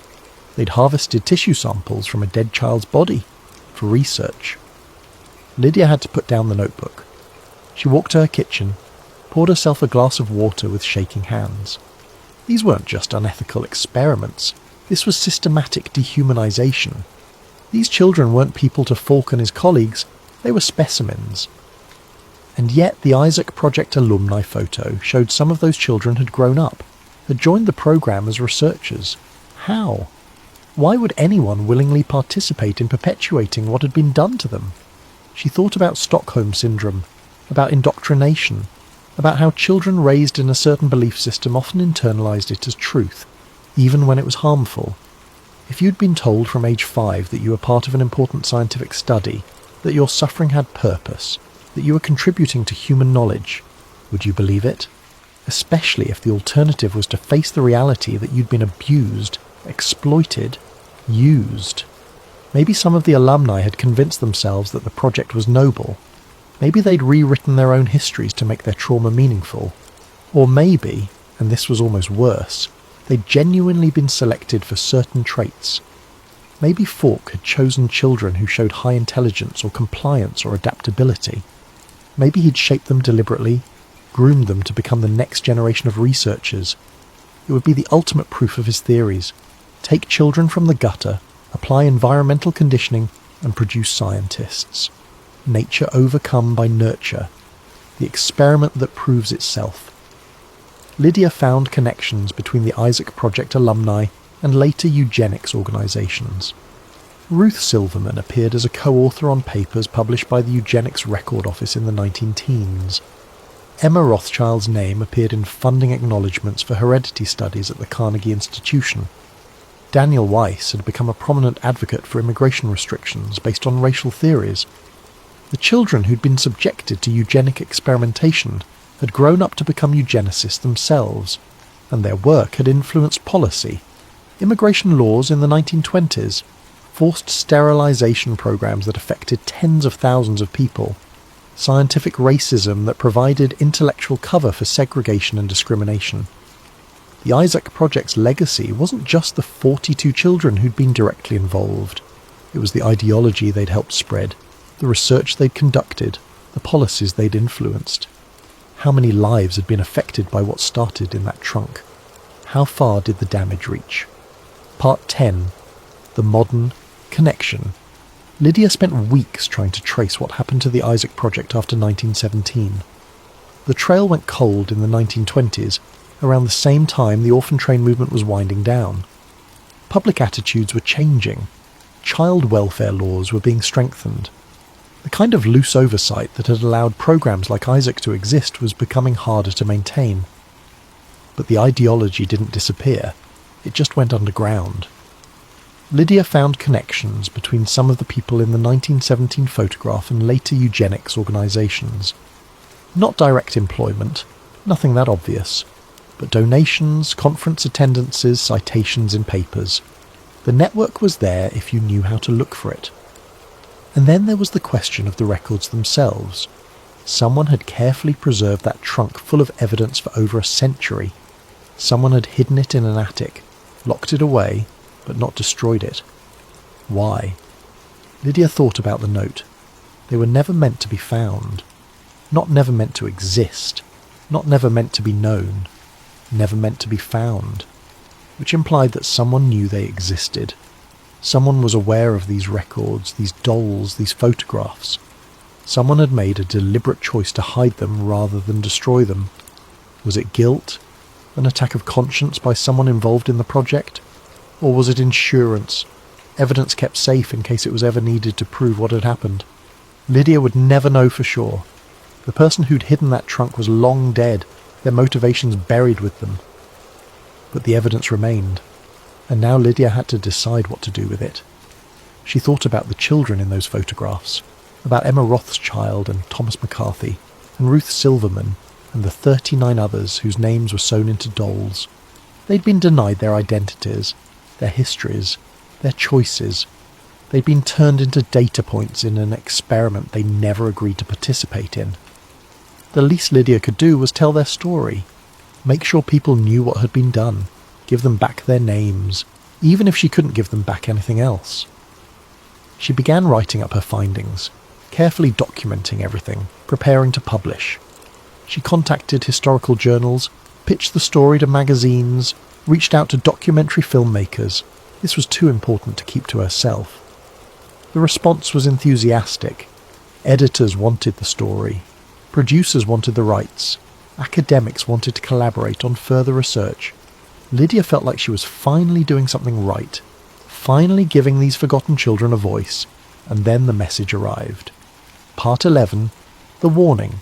It came through her email on a Tuesday morning. Lydia had been up late working on her manuscript, had finally gone to bed around 3 a.m. She woke to find the message waiting, sent at 4:37 while she slept. The sender address was just random. Characters: xk9tune7f7del securemail.org. No subject line. The message was brief. We remember the children. We remember you found us. Stop digging. Lydia's coffee mug froze halfway to her lips. We remember you found us. Not found them. Found us. Someone claiming to be connected to the Isaac Project, or claiming to be descended from it, was watching her. Knew what she'd discovered, and wanted her to stop. She immediately forwarded the message to James, then tried to trace the headers. The email had bounced through multiple anonymous proxy servers across 3 countries. Professional-level obfuscation. Whoever sent this knew what they were doing. James called her within 5 minutes. Please tell me this is a prank. I don't think it is, Lydia said, her voice steadier than she felt. How would they even know what you're doing? You haven't published anything yet. That was a good question. Lydia had been careful. She'd written her research, yes, but it was still in draft form. She'd contacted a few historical journals, but those were confidential submissions.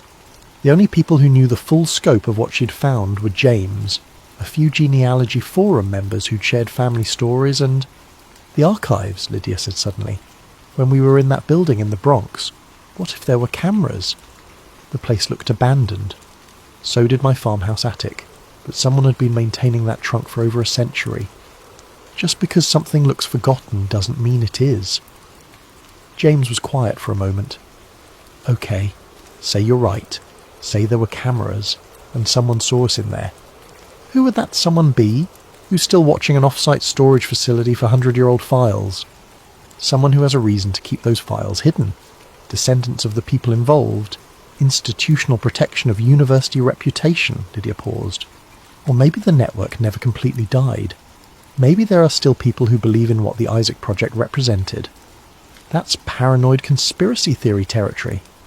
James, we literally broke into a secret archive containing evidence of eugenic experiments on children. We're already in conspiracy theory territory. The question is how deep it goes. Her phone buzzed. Another email, same anonymous sender. The families involved deserve privacy. Their descendants deserve peace. Publication would serve no purpose except harm. Be reasonable. Lydia read it aloud to James. That's a threat, he said. Vague, but definitely a threat. You need to go to the police. And tell them what? Someone sent me emails asking me not to publish historical research. That's not a crime. It's harassment. It's 2 emails. The police won't do anything. Lydia got up, started pacing. But whoever sent these thinks they can scare me off, which means they're worried, which means what we found is damaging enough to matter.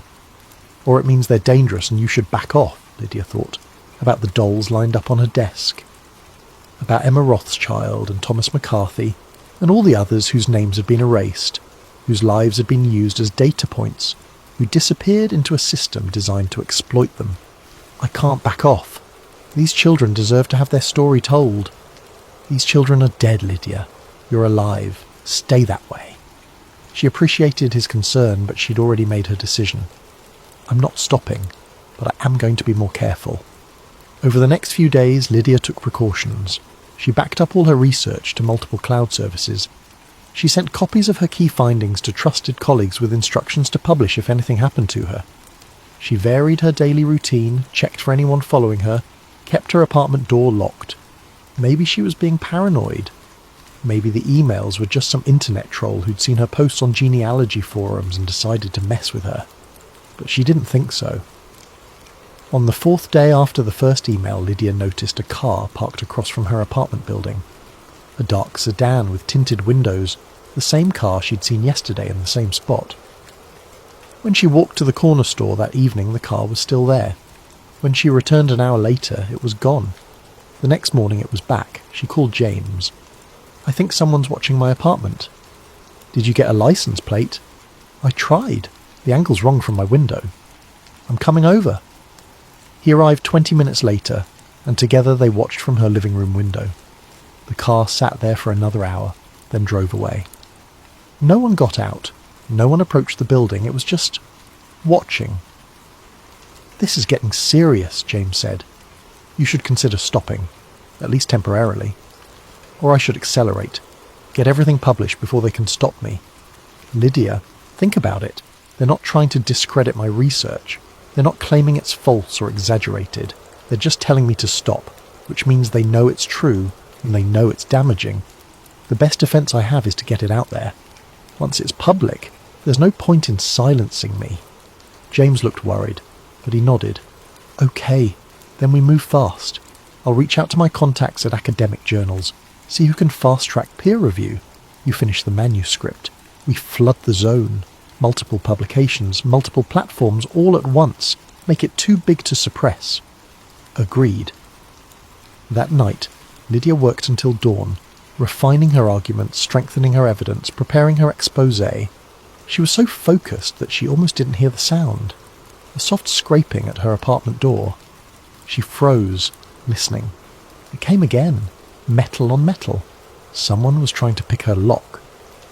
Lydia grabbed her phone, dialed 911 and spoke in a whisper. Someone is trying to break into my apartment. The scraping stopped. Footsteps in the hallway, moving away quickly. By the time the police arrived 15 minutes later, whoever it had been was long gone. The officers took a report, checked her lock for damage, there was none. Whoever it was had been skilled, and told her to call if anything else happened. After they left, Lydia sat in her living room with all the lights on, unable to sleep. The message was clear. Someone could get to her. Someone wanted her scared. But fear could work both ways. If they were this desperate to stop her, it meant she was onto something real, something worth protecting at all costs, which meant she was close to the truth. and that made her more determined than ever to expose it. Part 12. The publication. Lydia didn't stop digging. If anything, the threats made her work faster. She and James coordinated a simultaneous release strategy. Her peer-reviewed article would be published in the Journal of Social History. A popular history magazine had agreed to run a feature story. A documentary producer was already assembling footage. And Lydia had posted preliminary findings on her professional blog, with links to source materials and photographs. The day the article went live, Lydia's inbox exploded.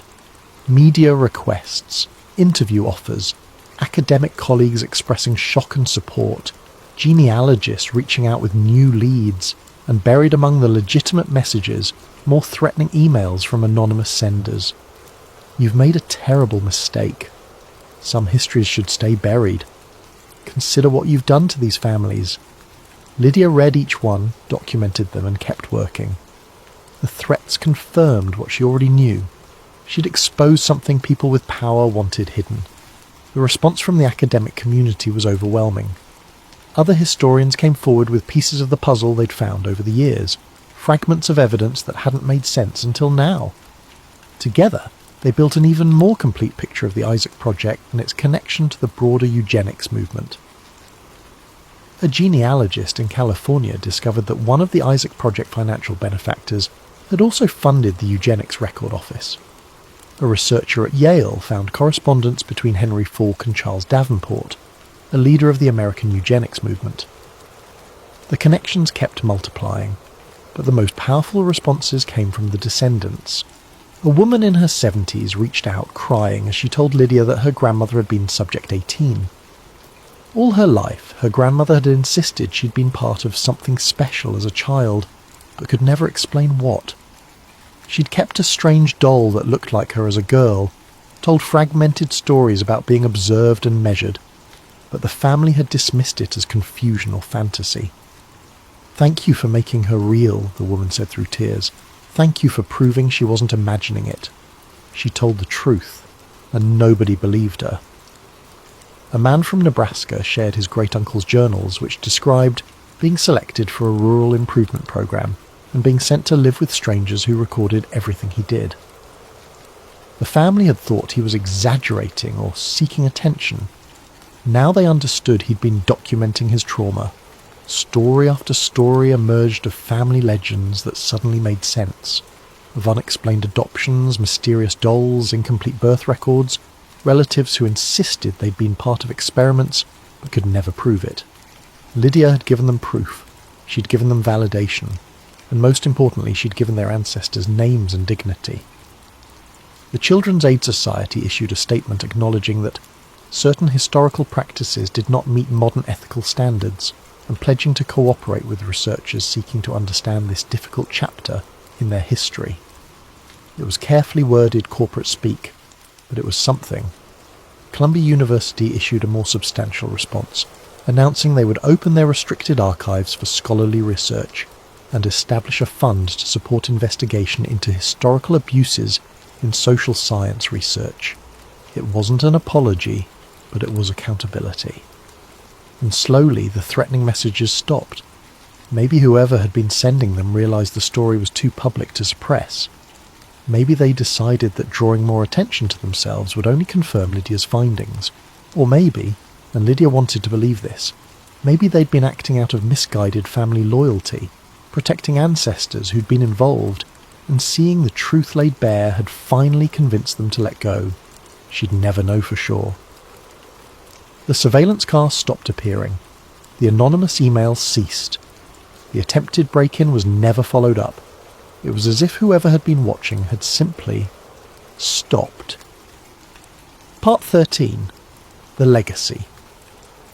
6 months after publication, Lydia stood in a small museum in upstate New York. The Historical Preservation Society had decided not to demolish the farmhouse after all. Instead, they'd converted it into a memorial and education centre about the orphan train movement, with special focus on the Isaac Project. The dolls were displayed in climate-controlled cases, each one labelled with the child's name, age, and whatever biographical information could be recovered. Emma Rothschild, age 4, Thomas McCarthy, age 7, Ruth Silverman, age 5. 42 children, no longer anonymous subjects, people with names and stories and descendants who remembered them. The trunk itself was preserved, along with the ledger and photographs. Visitors could read excerpts from Fawkes' letters, see the clinical language he'd used to describe children, understand the dehumanization that had occurred. But the exhibit didn't end with victimization. It also showed resistance. Letters from children who'd run away from placements, records of families who'd refused to participate in follow-up studies, documentation of social workers who'd objected to the program and tried to expose it. Not everyone had been complicit. Not everyone had accepted the abuse as normal, and it showed the aftermath.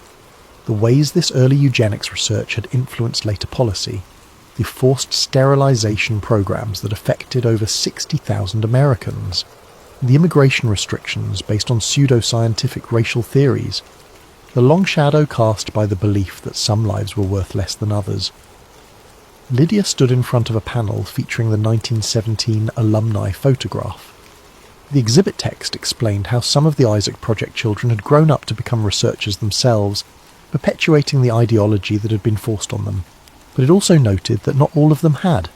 Some had rejected the program, had spoken out against it, had worked to protect other children from similar treatment. Their resistance had been quieter, less documented, but it existed. A young woman approached Lydia as she stood there.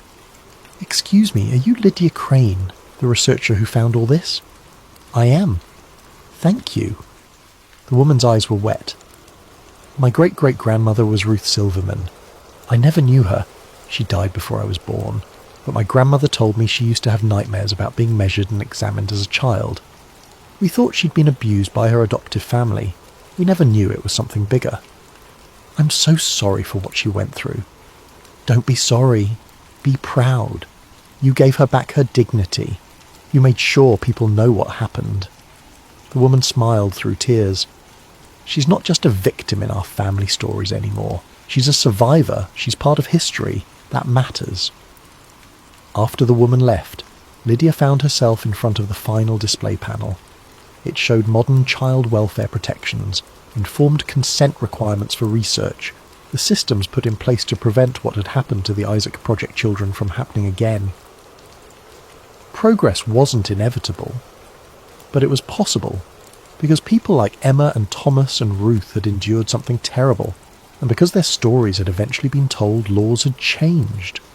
Protections had been established. Future children were safer. Their suffering hadn't been meaningless. It had led to change. That didn't make what happened to them right. It didn't justify the experiment or absolve the researchers, but it meant their stories had power, even a century later. Epilogue. Remembering. On her desk at home, Lydia kept one of the photographs, not the disturbing test group image, but a gentler picture from earlier in the collection. A child around 6 years old, smiling slightly, wearing a simple dress. The back of the photo read, "Before departure, 1887. Before the experiment, before the placement, before whatever happened next. Just a child captured in a moment before everything changed." Lydia looked at it sometimes when she was working late, researching some other forgotten corner of history. It reminded her why she did this work, why she dug through old records and dusty archives, why she asked uncomfortable questions and followed leads that more cautious people would abandon. Because someone has to remember. Someone has to bear witness. Someone has to make sure that the children who vanished aren't forgotten forever. The research continued. Other historians built on Lydia's work, finding more evidence of experimental programs, uncovering more stories of children who'd been used as research subjects. The Isaac Project wasn't unique. It was part of a pattern, a system, a belief that some people were less deserving of protection than others. But each story recovered was a victory. Each name restored was an act of resistance against the forces that had tried to erase them. Lydia published 2 more articles, then a book. The Children Who Vanished, Orphan Trains and the Hidden History of American Eugenics became required reading in social work programs and history departments. It sparked conversations about ethics in research, about informed consent, about whose stories get told and whose get buried, and sometimes, late at night when the only sound was the hum of her computer and the rustle of old papers, Lydia thought she could hear them. All those lost children, all those erased lives, whispering thank you. Thank you for finding us. Thank you for telling our story. Thank you for remembering. The dolls remained in their museum cases, their stitched faces frozen in eternal childhood. School groups toured the exhibit, learning about a dark chapter in American history. Researchers consulted the archives, building on Lydia's work. Descendants visited, connecting with ancestors they'd never known existed. Emma Rothschild had descendants who knew her name now, who understood where she came from, who recognised her trauma as real. Thomas McCarthy's story had been told in academic journals and popular history books. Ruth Silverman was no longer just Subject 23, but a person with a life and legacy. They were children who were used as experimental subjects in an era when such things were possible. They were victims of a system that valued scientific curiosity more than human dignity. They were forgotten for over a century, their stories buried under layers of institutional secrecy and deliberate destruction of evidence. But they're remembered now, their faces preserved in fabric and thread by someone who either felt guilty enough to document the crime or was proud enough to preserve the achievement, have become a testament to their existence. They were real, they mattered, and their story, however dark and disturbing, is part of American history. A history that must be remembered so it can never be repeated. The children who vanished have been found, and their story will not be forgotten again. One final note appeared in Lydia's research files, added months after the initial publication. She'd found it in an auction of estate materials from a descendant of one of the Isaac Project benefactors, a letter from Henry Falk, dated December 24th, 1922, near the end of his life. I have lived long enough to see my work discredited, my theories questioned, my legacy tarnished. Perhaps rightly so. I believed we were advancing human knowledge. I believed the children would benefit from our intervention. I believed the ends justified the means. I was wrong.